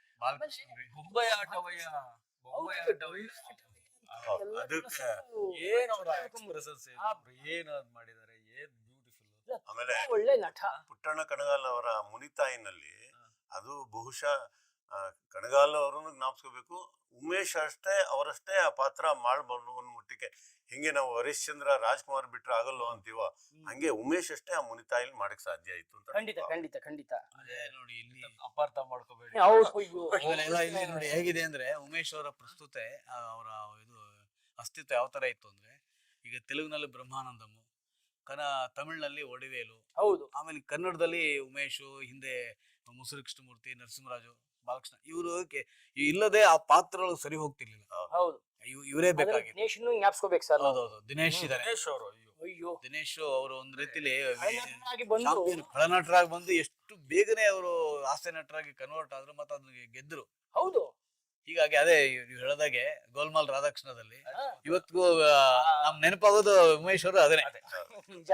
ಅಂದ್ರೆ ನಮ್ಗೆ ಅಷ್ಟು ನವಿರಾದ ಹಾಸ್ಯ ಇಷ್ಟು ಇದಿರುತ್ತೆ ಅಂದ್ರೆ ಅವರು ನೋಡಿದ ತಕ್ಷಣ ನಮ್ಗೆ ಆ ದೃಶ್ಯ ನೋಡಿದ ತಕ್ಷಣ ನಮ್ಗ ಹಾಸ್ಯ ನಗು. ಆಮೇಲೆ ಅದು ಎಲ್ಲವೂ ಕೂಡ ಏನು ಸದಭಿರುಚಿಯ ಹಾಸ್ಯ, ಅಶ್ಲೀಲತೆ ಖಂಡಿತ. ನೀಡ್ತಾ ಇರ್ಲಿಲ್ಲ. ಅಶ್ಲೀಲ ಇರುವಂತ ಹಾಸ್ಯಗಳಲ್ಲ. ಇಲ್ವೇ ಇಲ್ಲ. ಹಾಗಾಗಿ ಅದು ಒಂದು ರೀತಿಯಲ್ಲಿ ನಿಜಕ್ಕೂ ಅವರ ಕಾಲ ಇದೆಯಲ್ಲ, ಅತ್ಯುತ್ತಮ ಚಿತ್ರ. ಜ್ಞಾಪಕದಲ್ಲಿ ಉಳಿಯುವಂತಹ ನಟ. ಅವರ ಶ್ರೀಮತಿಯವರು ಕೂಡ ಗುಬ್ಬಿ ವೀರಣ್ಣ ಕಂಪನಿಯವರೇ. ಹ್ಮ್. ಇಬ್ರು ಗುಬ್ಬಿ ವೀರಣ್ಣ ಕಂಪನಿ ಕೆಲಸ ಮಾಡ್ತಿರ್ತಾರಂತೆ. ಆಮೇಲೆ ಇಬ್ರಿಗೂ ಮದುವೆ ಆಗತ್ತೆ ಅಂತ ಅವರೇ ಉಮೇಶ್ ಸಾರೇ ನಮ್ಮ ಹತ್ರ ಒಮ್ಮೆ ಹೇಳಿದ್ರು. ಅವರು ಪ್ರತಿ ಪಾತ್ರನ ಜೀವಿಸ್ತಾ ಇದ್ರು. ಪ್ರತಿ ಪಾತ್ರನ ಅದ್ಭುತವಾಗಿ ಕಟ್ಕೊಡ್ತಾ ಇದ್ರು. ಅವ್ರು ಯಾವುದೇ ಪಾತ್ರಗಳು ತಗೊಳ್ಳಿ ನೀವು, ಅಜ್ಜಿ ಪಾತ್ರ ಒಂದು ಸಿನಿಮಾದಲ್ಲಿ ಹೌದು, ಮಾಡಿದ್ದಾರೆ. ಏನ್ ಅದ್ಭುತವಾದ ನಟನೆ. ಡಕೋಟಾ ಎಕ್ಸ್ಪ್ರೆಸ್ ಅಲ್ಲಂತೂ ಅಂತ ಸೀನಿಯರ್ ಪರ್ಸನ್ ಆ ಮಟ್ಟಕ್ಕೆ ಪೊಲೀಸ್ ಆಫೀಸ್ ಪಾತ್ರ ಮಾಡಿದ್ದಾರೆ ಅಂದ್ರೆ ಅದು ವಂಡರ್ಫುಲ್. ಅಲ್ಲ, ಅವರು ಎಲ್ಲ ರೀತಿಯ ಎಲ್ಲ ಅದ್ಭುತವಾದ, ಅಂದ್ರೆ ಅವ್ರು ಯಾವುದೇ ಪಾತ್ರ ಮಾಡಿದ್ರು ನಮ್ಮಲ್ಲಿ ಅಚ್ಚಳಿಯದೆ ಉಳಿತಾ ಇತ್ತು. ಅಂಥ ಪಾತ್ರಗಳನ್ನೇ ಮಾಡಿದರೆ. ಅವರೊಬ್ಬ ಒಳ್ಳೆ ನಟ. ನಿಜವಾಗ್ಲೂ ನಾವು ಕಳ್ಕೊಂಡಿರೋದು. ಏನ್ ಮಾಡಕ್, ಕಾಲನ ಕರೆ ಕರೆದಾಗ ವಯೋಸಹಜ. ಹಾಗಾಗಿ ಜೊತೆಗೆ ಅವರು ಕೊನೆಗಾಲದಲ್ಲಿ ಬಹಳಷ್ಟು ಕಷ್ಟನ ಅನುಭವಿಸ್ತಾರೆ ಹೇಳ್ತಾರೆ. ಹೌದು. ಈ ವಿಚಾರದಲ್ಲಿ ಸರ್ಕಾರ ಆಗಲಿ, ಚಲನಚಿತ್ರ ಮಂಡಳಿಗಳು ಏನಿದೆ, ವಾಣಿಜ್ಯ ಮಂಡಳಿ, ಇವೆಲ್ಲ ಒಂದು ಈಗ ತೆಲುಗಿನಲ್ಲಿ ಆತರ ಇದೆ. ಹೌದು, ಮಾ ಅಂತೇನೆ, ಮೂವಿ ಆರ್ಟಿಸ್ಟ್ ಅಸೋಸಿಯೇಷನ್. ಅವ್ರೇನ್ ಮಾಡಿದಾರೆ, ಪ್ರತಿಯೊಬ್ಬ ಯಾರು ಈ ತರ ಕಷ್ಟದಲ್ಲಿರೋ ಕಲಾವಿದರಿಗೆ ಮಾಸಾಶನ ಕೊಡ್ತಾರೆ. 10,000 20,000 ಆತರ ಕೊಡ್ತಾರೆ. ಆಮೇಲೆ ಈ ಆರೋಗ್ಯ ಸಮಸ್ಯೆ ಆದಾಗ ತಕ್ಷಣ ಅವರು ಶಸ್ತ್ರಚಿಕಿತ್ಸೆ ಆ ತರದೆಲ್ಲ ಮಾಡ್ತಾರೆ. ಏನೋ ದೊಡ್ಡ ಸರ್ಕಾರ ಕೂಡ ಆ ತರದ ಒಂದು ಮಾಡಬಹುದು, ಒಂದು ನಿಧಿ ಮಾಡಿ. ಸರ್ಕಾರ ಅಲ್ಲದೆ ಹೋದ್ರು ಇವರೇ ಅದೇನೇನೋ ಒಂದು ಅಕಾಡೆಮಿಗಳು ಅದು ಇದು ಎಲ್ಲ ಸಾರ್ ಸಲಹೆ ತುಂಬಾ ಚೆನ್ನಾಗಿದೆ ಸರ್. ತುಂಬಾ ನಮ್ಮ ಕರ್ನಾಟಕದಲ್ಲಿ ಬರಬೇಕು ಕಲಾವಿದರಿಗೆ ಫಂಡ್ ಮಾಡಿ. ಆಮೇಲೆ ವಯೋಸಹಜ ಅಂತ ಹೇಳಿದ್ರಲ್ಲ ಸರ್, ಒಂದು ವಿಷಯ ಈ ಸಂದರ್ಭದಲ್ಲಿ ಒಂದು ಪತ್ರಿಕೆಯಲ್ಲಿ ನವೀನ್ ಕೃಷ್ಣ ಅಂತ ಅವರು ದೊಡ್ಡ ಕಲಾವಿದ ನಿರ್ದೇಶಕ ಬರ್ದಿದ್ದಾರೆ. ಇತ್ತೀಚೆಗೆ ಯಾವ್ದೋ ಧಾರಾವಾಹಿಯಲ್ಲಿ ನಟಿಸ್ತಾ ಇದ್ದಂತೆ ಇವರು. ಹೌದು, ಇಷ್ಟು ವಯಸ್ಸಾದ್ರೂ ಕೂಡ ಇವ್ರು ಏನ್ ಹೇಳಿದ್ರೆ ಅದನ್ನ ಗ್ರಹಿಸೋರಂತೆ. ಆಮೇಲೆ ತಪ್ಪಿಲ್ದಲ್ಲೇ ಅಷ್ಟು ಗ್ರಹಣ ಶಕ್ತಿಯಿಂದ ಮಾತುಗಳು ಒಪ್ಪಿಸ್ತಾ ಇದ್ದಾರೆ. ಅವ್ರ ಜೊತೆ ತುಂಬಾ ಕೆಲಸ ಮಾಡಿದೀನಿ ನಾನು. ಖಾಸಗಿ ವಾಹಿನಿಯಲ್ಲಿ ಕೆಲಸ ಮಾಡ್ಬೇಕಂದ್ರೆ ಅವ್ರನ್ನ ಕರೆಸಿ ತುಂಬಾ ಕಾರ್ಯಕ್ರಮಗಳನ್ನ ಮಾಡ್ತಾ ಇದ್ದೆ ನಾನು. ಇತ್ತೀಚೆಗೆ ಯಾವುದೋ ಒಂದು ಡಿಜಿಟಲ್ ವಾಹಿನಿಗೆ ಅವ್ರನ್ನ ಕರೆಸಿ ಅವರ ಒಂದು ಸಂದರ್ಶನ ಮಾಡಿದ್ವಿ. ತುಂಬಾ ಖುಷಿ ಆಗ್ತಾ ಇತ್ತು. ನನ್ನ ಬಗ್ಗೆ ತುಂಬಾ ಒಂಥರ ಪ್ರೀತಿ ಇತ್ತು. ನಾನು ಕರೆದ್ರೆ ಬರ್ತೀನಪ್ಪ, ನಾನು ಬರ್ತೀನಿ ಅಂತ ಅಂದ್ಬಿಟ್ಟು ಈಗ ಒಂದು 8-9 ತಿಂಗಳ ಹಿಂದೆ ಅವ್ರನ್ನ ಕರೆಸಿ ಒಂದು ಸಂದರ್ಶನವನ್ನು ಮಾಡಿಸಿದ್ದು ಇದೆ. ಹಿರಿಯ ನಟರು ತುಂಬಾ ಖುಷಿಯಾಗಿರ್ತಾ ಇದ್ರು. ಒಳಗೆ ಏನೇ ನೋವಿದ್ರು ನಗ್ನಗ್ತಾ ಖುಷಿಯಿಂದ ಇರ್ತಾ ಇದ್ರು. ಅದು ನಮ್ಮ ದುರದೃಷ್ಟ ಅಂದ್ರೆ ಈ ತರದ ಕಲಾವಿದರು ಕಷ್ಟ ಅನುಭವಿಸೋದು ಆಮೇಲೆ ಗೊತ್ತಾಗುತ್ತೆ. ಇವತ್ತಿನ ಕಾಲದ ಯಾವುದೇ ನಾಯಕರ ಕಲಾವಿದರು ಕಂಪೇರ್ ಮಾಡಿದ್ರೆ ಇವರ ಸರಳತೆ, ಅವರ ಪಂಕ್ಚುಯಾಲಿಟಿ, ಅವ್ರ ಟೈಮಿಂಗ್ಸ್, ಆಗಿನ ಕಾಲದವರೆಲ್ಲ ಹಂಗೆ ಹಳೆ ತಲೆಗಳ ಅವ್ರ ಶಿಸ್ತು ಅಂದ್ರೆ ಶಿಸ್ತು. ತಲೆಮಾರು. ಆಮೇಲೆ ಸ್ವಾಭಿಮಾನ ಯಾವತ್ತು ಬಿಟ್ಕೊಡ್ತಾ ಇರ್ಲಿಲ್ಲ. ಯಾರ ಹತ್ರನು ಅಂಗ್ಲಾಚಿ ಬೇಡ್ತಾ ಇರ್ಲಿಲ್ಲ. ನಾನು ಹತ್ತಿರದಿಂದ ಕೇಳಿದೀನಿ ಸರ್. ಡಾಕ್ಟರ್ ರಾಜ್ಕುಮಾರ್ ಅವರು ಅವರ ಜೀವನ ಪರ್ಯಂತ ಸೆಟ್ಗೆ ಒಂದು ದಿವಸ ತಡವಾಗುವಿಲ್ವಂತೆ. ಅಲ್ಲಿ ಕ್ಯಾಮ್ರಾ ಬರೋಕ್ ಮುಂಚೆ ಇವರೇ ಮೇಕಪ್ ಹಾಕೊಂಡ್ ಕೂತಿರಂತ. ಇದು ನಮ್ಮ ಕನ್ನಡ ನಟರ ಇದೆಲ್ಲ ನಾವು ಈ ಸಜ್ಜನತೆ, ಸರಳತೆ, ಹಿರಿಯರನ್ನ ಅಥವಾ ದೊಡ್ಡವ್ರನ್ನ ನೋಡಿ ನಾವು ಕಲಿಬೇಕಾದ ಇದೆ.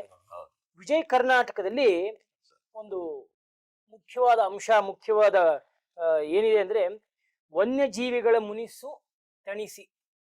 ಅಂದ್ರೆ ಕಾಡಲ್ಲಿರೋ ಪ್ರಾಣಿಗಳೆಲ್ಲ ನಾಡಕ್ ಬರ್ತಿದೆ, ಜಾಸ್ತಿ ಆಗಿದೆ. ಇದನ್ನ ನಾವು ಮೊನ್ನೆ ಕೂಡ ಯಾವಾಗ್ಲೂ ಮಾತಾಡಿದ್ವಿ. ಮರ ಕಡಿಬೇಡಿ ಅನ್ನೋದ್ರ ಬಗ್ಗೆ ಮಾತಾಡಿದ್ವಿ. ಈಗ ಮೊನ್ನೆ ಶನಿವಾರ ಇದ್ರ ಬಗ್ಗೆ ನಾವು ಮಾತಾಡಿದ್ವಿ. ಇವತ್ತು ನಿಜವಾಗ್ಲೂ ವಿಜಯ ಕರ್ನಾಟಕದಲ್ಲಿ ಅದೇ ಹೆಡ್ಲೈನ್ಸ್, ವಿಶೇಷ ವರದಿ. ಇದ್ರ ಬಗ್ಗೆ ರವಿ ನೀವೇನ್ ಹೇಳ್ತೀರಾ? ಈಗ ಕಾಡನ್ನ ನಾವು ಎಷ್ಟು ಮಟ್ಟಿಗೆ ನಾವು ಕಾಪಾಡ್ಕೊಂಡು ಹೋಗ್ತಾ ಇದೀವಿ. ನಿನ್ನೆ ಕೂಡ ಅದು ಚರ್ಚೆ ಆಯ್ತು. ಈಗ ಒಂದು ರಾಜ್ಯಕ್ಕೋಸ್ಕರ ನಾವು ರಾತ್ರಿ ಸಂಚಾರನ ಮತ್ತೆ ವಾಪಸ್ ನಾವು ಕೊಡ್ತೀವಿ ಅಂತ ಅಂದ್ರೆ ತಪ್ಪು ಅದು. ಯಾಕಂದ್ರೆ ನೆನ್ನೆ ಚರ್ಚೆ ಮಾಡಿದೆ, ಅವಕ್ಕೂ ಶಕ್ತಿ ಇದೆ. ಬೇಡವಾ ಸರ್? ಆ ಹಾರ್ ನೋಡ ಮನುಷ್ಯನೇ ಅಥವಾ ಮಾನವನೇ ಎಲ್ಲಾ ತನಗೆ ಬೇಕು ಅದೇನೇನ್ ಬೇಕು ಎಲ್ಲಾ ದುಷ್ಪರಿಣಾಮಗಳನ್ನ ಯೋಚನೆ ರಾತ್ರಿ ನಿರ್ಬಂಧ ಇತ್ತು, ಅದು ನಿರ್ಬಂಧ ಹಾಕ್ಬೇಕು. ಹಾಕ್ಬೇಕು. ಯಾಕಂದ್ರೆ ಅವ್ರ ರಾತ್ರಿ ಓಡಾಡೋದೇ ಬೇಡ, ಪ್ರಾಣಿಗಳು ಅಲ್ಲಿ ಇಲ್ಲಿ ಎಲ್ಲಿ ಹೋಗೋದೇ ಬೇಡ. ಆಗೇನ್ ಮಾಡ್ತಾವ, ಬೇರೆ ಕಡೆ ಬರ್ತವೆ. ಬರ್ತವೆ, ಅಟ್ಯಾಕ್ ಮಾಡ್ತವೆ. ಖಂಡಿತ ಬರುತ್ತೆ. ಈಗಲೂ ಭಾರತದ ರಾಷ್ಟ್ರದ ಪ್ರಾಣಿ ಯಾವುದು? ಹುಲಿ. ಅದು ಹುಲಿ ನಿನ್ನೆ ಮೈಸೂರಿಗೆ ಬಂದ್ಬಿಟ್ಟಿದೆ ಸರ್. ಮೈಸೂರು ಪಟ್ಟಣಕ್ಕೆ ಬಂದ್ಬಿಟ್ಟಿದೆ. ಇದೆ ನೋಡಿ, ಈಗ ಬಿಳಿಗಿರಿ ರಂಗನ ಬೆಟ್ಟ ಏನಿದೆ, ಈಗ ಆ ಸಂಜೆ 6-6:30 ನಂತರ ಯಾವುದೇ ವಾಹನಕ್ಕೆ ಪ್ರವೇಶ ಇಲ್ಲ. ಹೌದು. ಅದು ಯಾಕಂದ್ರೆ ಬಹಳ ಹಾಗೆ ಎಲ್ಲ ಪ್ರಾಣಿಗಳು ಓಡಾಡ್ತಿರ್ತವೆ ಅಂತ. ಇನ್ನೊಂದು ನಾವು ಹೇಳದಾಗೆ ನೋಡಿ, ಈಗ ಈ 2020-24 ಅವಧಿಯಲ್ಲಿ ಅದ್ರ ವಿಶೇಷ ವರದಿ ಪ್ರಕಾರ ಆನೆಗಳಿಂದ 160 ಜನ ಸತ್ತಿದ್ದಾರೆ, ದುರ್ಮರಣ ಆಗಿದೆ. ಹುಲಿ ದಾಳಿಯಿಂದ 10-12 ಜನ ಏನೋ ಸತ್ತೋಗಿದ್ದಾರೆ ಈ 4 ವರ್ಷದಲ್ಲಿ. ಅಂದ್ರೆ ಇವೇನಂದ್ರೆ ಆಹಾರ ಹುಡ್ಕೊಂಡು ಅಥವಾ ಇನ್ನೇನೋ ಒಂದು ಸಮಸ್ಯೆಯಿಂದ ಬರ್ತದೆ. ಅದಕ್ಕೆ ಏನು ಅಂತಂದ್ರೆ, ಈಗ ಸಂರಕ್ಷಿತ ಅರಣ್ಯ ಅಂತ ಏನಿದೆ, ಅವುಗಳಿಗೆ ಯಥೇಚ್ಛವಾಗಿ ಆಹಾರ ನೀರು ಸಿಗೋ ತರ ಇದ್ರೆ ಅವು ಇಲ್ಲಿ ಹೊರಗಡೆ ಬರುವಂತ ಪರಿಸ್ಥಿತಿ ಇದೆ. ಈಗ ಅವುಗಳು ಇರತಕ್ಕಂತ ಜಾಗಕ್ಕೆ ನಾವ್ಯಾಕೆ ಹೋಗ್ಬೇಕು? ನಾವು ಮಾತ್ರ ಹೋಗ್ಬಾರ್ದಂತೆ, ಅವ್ಯಾಕೆ ಬರ್ಬಾರ್ದು? ನಿಜ ಇದು ಅಲ್ವಾ? ಖಂಡಿತ. ಅವ್ರು ಬಿಟ್ಬಿಡಿ, ಅವ್ರು ಸ್ವತಂತ್ರ ಇರ್ಲಿ. ಅವು ನೀವೇಗ ಅಲ್ಲಿ ಹೋಗ್ಬಿಟ್ಟು ಅವ್ರಿಗೆ ಹಿಂಸೆ ಕೊಡ್ತಾ ಇದ್ದೀರಾ ನೀವು ಆ ಪ್ರಾಣಿಗಳಿಗೆಲ್ಲ? ಅದೇ ಈ ಸಂದರ್ಭದಲ್ಲಿ ನನಗೆ ಗೊತ್ತಿರೋ ಒಂದು ಘಟನೆ ಹೇಳ್ತೀನಿ ಸರ್. ಈ ಕನಕಪುರ ರಸ್ತೆಯಲ್ಲಿ ಒಂದು ಕೆರೆ ಇದೆ, ಅದು ಸದಾ ಕಾಲ ಬತ್ತದೇ ಇಲ್ವಂತೆ. ಹೌದು. ಆ ಕೆರೆ ಹೆಸರು ಮರ್ತಿದ್ದೀನಿ. ಬನ್ನೇರುಘಟ್ಟದಿಂದ ಆನೆಗಳಲ್ಲಿ ಬಂದು ನೀರು ಕುಡ್ಕೊಂಡು ಹೋಗುತ್ತಂತೆ. ಅದಕ್ಕೆ ಆನೆಗೆ ಒಂದು ಮಾರ್ಗವನ್ನ ಮಾಡಿ ಕಟ್ಟಿದ್ದಾರೆ ಕನಕಪುರ ರಸ್ತೆಯಲ್ಲಿ. ಅದೇ ತರ ಎಲ್ಲಾ ಕಡೆ ಇದಾದ್ರೆ ಬಹುಶಃ ಆನೆಗಳಿಗೂ ಅನುಕೂಲ ಆಗತ್ತ ಅಂತ ನಾವು ಬೇರೆ ಕಡೆ ಎಲ್ಲೂ ಹೋಗ್ದಿಲ್ಲ. ಅವು ಕೆದಲ್ ಸಿಗುತ್ತೋ ಅಲ್ಲಲ್ಲಿ ಅವು ಹುಡುಕೊಂಡು ಅವು ಪಾಡ್ಗ ಅವು ಇರ್ತವೆ. ಅದೇ ಅಲ್ಲಿ ಇನ್ನೊಂದು ವಿಷಯ ಇಲ್ಲಿ ಹೇಳಬೇಕು. ಇದು ಹೇಳಿ. ಔಟ್ ಆಫ್ ಇದು ವಿಷಯ, ಆದ್ರೆ ಇದು ಈ ಸಂದರ್ಭ ಹೇಳ್ಬೇಕು. ಈಗ ಅಂಡಮಾನ್ ನಿಕೋಬಾರ್ ದ್ವೀಪಗಳಲ್ಲಿ ಹೌದು ಕೆಲವು ದ್ವೀಪಗಳು ಪ್ರವಾಸಿಗರಿಗೆ ಮುಕ್ತವಾಗಿದೆ. ಒಂದು ದ್ವೀಪ, ಅದು ರಾಸ್ ಐಲ್ಯಾಂಡ್ ಯಾವುದೋ ಒಂದಿದೆ. ಅದು ಏನಾಗಿದೆ, ಅಲ್ಲಿ ಬುಡಕಟ್ಟು ಜನರು ವಾಸ ಮಾಡ್ತಾರೆ. ಸೊ ಅವರು ಬೇರೆ ಜನಗಳ ಸಹವಾಸ ಬಯಸ್ತಾ ಇಲ್ಲ. ಹಾಗಾಗಿ ಅಲ್ಲಿ ಯಾರೇ ವಿಸಿಟ್ ಮಾಡ್ಲಿ, ಯಾರೇ ಬಂದು ಸಾಕಷ್ಟು ಜನನ ಕೊಂದು ಸಾಯಿಸಿ ಹಿಂಸೆ ಇದೇನಾಗಿದೆ, ಈಗ ಸರ್ಕಾರ ಈಗ ಒಂದು 10-20 ವರ್ಷಗಳಿಂದ ಯಾವುದೇ ಪ್ರವಾಸಿಗರಿಗೆ ಅಲ್ಲಿ ನಿರ್ಬಂಧ, ಯಾರು ಅಲ್ಲೂ ವಿಸಿಟ್ ಮಾಡ, ಅವ್ರ ಜೀವನ ಬಿಟ್ಬಿಟ್ಟಿದೆ. ಅವ್ರಿಗೆ ಏನ್ ಬೇಕೋ ಸರ್ಕಾರದಿಂದ ಅದು ಏನಾದ್ರು ಪೂರೈಸ್ತಾರೆ, ಆದ್ರೆ ಯಾರು ಎಂಟ್ರಿ, ಅವ್ರು ಅದೆಷ್ಟೋ ಎಕರೆ 40 ಎಕರೆ 10-20 ಕಿಲೋಮೀಟರ್ ಏನೋ ದೂರ ಇದೆ, ಇದು ವ್ಯಾಪ್ತಿ ಇದೆ. ಆ ದ್ವೀಪಕ್ಕೆ ಯಾವುದೇ ಪ್ರವಾಸಿಗರಿಗೆ ಅವಕಾಶ ಇಲ್ಲ ಪ್ರವೇಶ ಮಾಡ್ಲಿಕ್ಕೆ. ಸೊ ಈ ತರದ್ದು ಈಗ ಈ ರೀತಿ ವನ್ಯ ಪ್ರಾಣಿಗಳ ದೃಷ್ಟಿಯಿಂದ ಆಗ್ಲೇಬೇಕಾಗುತ್ತೆ. ಇಲ್ಲ ಮಾಡೋದು ಒಳ್ಳೆಯದು. ಸುದ್ದಿ ಆಗ್ತಾನೆ ಇದೆ. ಹೌದು, ಪ್ರತಿ ಸುದ್ದಿ ಆಗ್ತಾನೆ. ಅರಣ್ಯ ಇಲಾಖೆ ಅಂತ ನೇರ ಬೊಟ್ಟು ಮಾಡೋದ್ರ ಬದಲ ಅವ್ರು ಹೇಳ್ತಾರೆ ಕಾಡಿನಂಚಿಗೆ ಹೋಗ್ಬೇಡಿ, ಕಾಡಿನಂಚಲ್ಲಿ ವ್ಯವಸಾಯ ಮಾಡಬೇಡಿ. ಮಾಡ್ಲಿ, ಅವರು ವ್ಯವಸಾಯ ಮಾಡ್ಲೇಬೇಕು, ಆದ್ರೆ ಅದಕ್ಕೆ ಒಂದಷ್ಟು ನಿರ್ಬಂಧ ಅದನ್ನ ಇವರು ಫಾಲೋ ಮಾಡ್ತಾ ಇಲ್ಲ. ನಿಜ. ಹಾಗಾಗಿ ಇವೆಲ್ಲ ಸಹಜವಾಗಿ ಆಗ್ತಾ ಇದೆ. ಅರಣ್ಯ ಇಲಾಖೆಯಿಂದ ಕಟ್ಟುನಿಟ್ಟಿನ ಕ್ರಮಗಳನ್ನು ಜರುಗಿಸ್ಬೇಕು. ಮನುಷ್ಯರು ಸುಮ್ಮನೆ ಇವ್ರಿಗೆ ಒಂದ್ ಸಣ್ಣ ಜಾಗ ಕೊಟ್ಟರೆ ತುಂಬಾ ಆಕ್ರಮಿಸ್ಕೊಳ್ಳೋದು, ಅರಣ್ಯ ಭೂಮಿ ಒತ್ತುವರಿ ಮಾಡ್ಕೊಂಡು ಸಾಗುವಳಿ ಮಾಡ್ಕೊಳ್ಳೋದು. ಇದೇನು ನೆನ್ನೆ ಮೊನ್ನೆದ ದೊಡ್ಡ ರಾಜಕಾರಣಿಗಳು ಒತ್ತುವರಿ ಮಾಡ್ಕೊಳ್ಳೋದನ್ನ ನಮ್ಗೆ ಸುದ್ದಿ ಇದೆ ಅಲ್ವಾ ಸರ್? ಈಗ ಬಂಡೀಪುರದಲ್ಲಿ ಇಷ್ಟು ಗಂಟೆ ಮೇಲೆ ಒಳಗಡೆ ಹೋಗಬಾರ್ದು ಅಂತಿದೆ, ಆದ್ರೆ ಯುವಕರು ಏನ್ ಮಾಡ್ತಾರೆ, ಅದನ್ನೆಲ್ಲ ಮಿತಿಮೀರಿ ಹೋಗ್ತಾರೆ. ಈ ತರದೆಲ್ಲ ನೀವ್ ಹೇಳಿದಾಗೆ ಕಠಿಣ ಕ್ರಮಗಳನ್ನ ತಗೋಬೇಕು. ಎಷ್ಟು ಕಟ್ಟುನಿಟ್ಟಿನ ಕ್ರಮ ತಗೋಬೇಕು ಅಂದ್ರೆ ಇನ್ನೊಂದ್ಸಲಿ ಯಾರು ಕೂಡ ಅದನ್ನ ಪ್ರಯತ್ನ ಮಾಡಬಾರ್ದು, ಅಷ್ಟು ಕಟ್ಟುನಿಟ್ಟಿನ ಕ್ರಮ ತೆಗೆದುಕೊಳ್ಬೇಕು. ಇನ್ನೊಂದು ಪ್ರಜಾವಾಣಿಯಲ್ಲಿ ವಿಶೇಷ ವರದಿ ಮಾಡಿದ್ದಾರೆ. ನರೇಗಾ ಯೋಜನೆಯಡಿ ಗೌರವಧನ ಪಾವತಿಗೆ ಅವಕಾಶ ಇಲ್ಲ, ಕೇಂದ್ರ ಸರ್ಕಾರ ಹೇಳ್ಬಿಟ್ಟಿದೆ. ಇದು ನರೇಗಾ ಕೇಂದ್ರ ಸರ್ಕಾರದ್ದು, ಅದರ ಯೋಜನೆಯಡಿ ಗೌರವಧನ ಅವಕಾಶ ಇಲ್ಲ ಅಂತ. ಕೂಸಿನ ಮನೆ ಆರೈಕೆದಾರರಿಗೆ ಸಂಕಷ್ಟ, 7358 ಆರೈಕೆದಾರರಿಗೆ ಸಂಕಷ್ಟ. ಉದ್ಯೋಗ ಖಾತ್ರಿ ಯೋಜನೆಯಡಿ ಕಾರ್ಯನಿರ್ವಹಿಸುವ ಕಾರ್ಮಿಕರ ಮಕ್ಕಳ ಆರೈಕೆಗಾಗಿ ಕೂಸಿನ ಮನೆ 2023ರಲ್ಲಿ ಜಾರಿಗೊಂಡ ಯೋಜನೆ ಇದು. ಇದೇನು ಅಂದ್ರೆ, ಈಗ ಕಾರ್ಮಿಕರು ಬೇರೆ ಈಗ ಅಸಂಘಟಿತ ಕಾರ್ಮಿಕರು ಏನಿರ್ತಾರೆ, ಕೆಲಸ ಮಾಡ್ತಿರ್ತಾರೆ, ಅವ್ರ ಮಕ್ಕಳು ಎಲ್ಲೋ ಅನಾಥರಾಗಿ ಬೀಳಬಹುದು, ಅವ್ರನ್ನ ಆರೈಕೆ ಮಾಡ್ಲಿಕ್ಕೆ ಸರ್ಕಾರ ಒಂದು ಯೋಜನೆ ರೂಪಿಸಿದೆ. ಇದರಲ್ಲಿ ಬಂದಿದೆ. ಆದ್ರೆ ಕೇಂದ್ರ ಸರ್ಕಾರ ಏನ್ ಹೇಳುತ್ತೆ, ನರೇಗಾ ಏನಿದೆ, ನಾವು ಕೆಲಸ ಇಲ್ಲದ ಕಾರ್ಮಿಕ ಕೂಲಿ ಕೊಡೋದು ಮಾಡ್ತೀವಿ, ಆದ್ರೆ ಈ ಅನೆಕ್ಸ್ ಅಂತಾರೆ ಹೆಚ್ಚುವರಿ ಯೋಜನೆ, ಅದು ನೀವೇ ಫಂಡಿಂಗ್ ಮಾಡ್ಕೊಳ್ಳಿ, ಅದು ನಾವು ಬರೋದಿಲ್ಲ ಅಂತ. ಹೀಗಾಗಿ ಸರ್ಕಾರ ಈಗ ಅದೇ ಹೇಳದಲ್ಲ, 7300 ಹೆಚ್ಚು ಆರೈಕೆದಾರೆ, ಈಗ ಅವ್ರು ಕನಿಷ್ಠ ಅಂದ್ರೂ ಒಬ್ಬೊಬ್ರಿಗೆ 15-20 ಸಾವಿರ ರೂಪಾಯಿ ಕೊಡ್ಲೇಬೇಕಾಗುತ್ತೆ ಪಾಪ, ಇದು ವೇತನ. ಸೊ ಅದನ್ನ ಸರ್ಕಾರ ಮಾಡ್ಬೇಕಾಗತ್ತೆ. ಹೀಗಾಗಿ ಇವರು ಈಗ ಒಂದು ಸರ್ಕಾರ ಕೇಂದ್ರಕ್ಕೆ ಈ ಪರಿಸ್ಥಿತಿ ನಿಜವಾಗ್ಲೂ ಈ ಪರಿಸ್ಥಿತಿ ಮನವರಿಕೆ ಮಾಡಿಕೊಟ್ಟು ಇದಕ್ಕ ಅಟ್ಲೀಸ್ಟ್ ಒಂದು ಅರ್ಧದಷ್ಟಾದ್ರೂ ಹಣಕಾಸನ್ನ ನಮ್ಗೆ ಕೊಡಿ ಅಂತ ಹೇಳಿ ಇದು ಮಾಡಿದ್ರೆ ಖಂಡಿತ ಇದಾಗತ್ತೆ. ಇದೊಂದು ವಿಶೇಷ ಇದು ಸಮಸ್ಯೆ ಇದೆ. ಯಾಕಂದ್ರೆ ಈಗ ಅವರು 2 ತಿಂಗಳಿಗೆ 3 ತಿಂಗಳಿಗೊಮ್ಮೆ ಸ್ಯಾಲ್ರಿ ಆಗ್ತಾ ಇರತ್ತೆ. ಪ್ರತಿ ತಿಂಗಳು ಅನೇಕ ಸ್ಯಾಲ್ರಿ ಆಗಲ್ಲ. ಇದು ರೆಗ್ಯುಲರ್ ಇದಲ್ಲ, ಇವರು ವ್ಯವಸ್ಥೆ ಅಲ್ಲ. ಈ ವಿಶೇಷ ಅದು ಸರ್ಕಾರ ಬಿಡುಗಡೆ ಮಾಡಿದಾಗಲೇ ಅದಾಗಬೇಕು. ಹೀಗಾಗಿ ಇದು ನಿಜಕ್ಕೂ ಬರ್ನಿಂಗ್ ಇಶ್ಯೂ ಇದು. ಅದ್ರ ಜೊತೆಗೆ ಇವತ್ತು ನಾನು ಒಂದು ವಿಚಾರನ ಮಾತಾಡ್ಲೇಬೇಕು. ಯಾಕೆ ಅಂತಂದ್ರೆ ನಮ್ಮ ರೈತರಿಗೆ ಸಂಬಂಧಪಟ್ಟಿದ್ದು. ದಯವಿಟ್ಟು ಮಾತಾಡಿ. ಮಾಜಿ ಸೈನಿಕರು ಒಬ್ರು, ಅವರು ರಿಟೈರ್ಡ್ ಆದ್ಮೇಲೆ ತನ್ನ ಗ್ರಾಮಕ್ಕೆ ಬಂದು ಗ್ರಾಮದಲ್ಲಿ ಅವ್ರಿಗಿರ್ತಕ್ಕಂಥ 7 ಎಕರೆ ಜಮೀನಿನಲ್ಲಿ ಬಿಗಿನಿಂಗ್ ಅಲ್ಲಿ ಅವರು ಸಾಮಾನ್ಯ ರೈತನ ತರ ಕೃಷಿನ ಮಾಡ್ಕೊಂಡು ಹೋಗಿದ್ದಾರೆ. ಯಾವುದೇ ಲಾಭಗಳು ಅವ್ರಿಗೇನು ದಕ್ಕಿಲ್ಲ.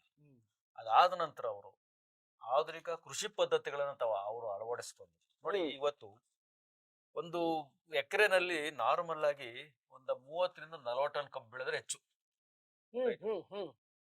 ಅಂತದ್ರಲ್ಲಿ ಇವರು 120 ಟನ್ ಕಬ್ಬು ಬೆಳೆದಿದ್ದಾರೆ. ಆದ್ರೆ ಅದರದೇ ಆದಂತ ಒಂದಷ್ಟು ಆಧುನಿಕ ತಂತ್ರಜ್ಞಾನಗಳಿದೆ, ಅದನ್ನ ಅಳವಡಿಸ್ಕೊಂಡ್ರೆ.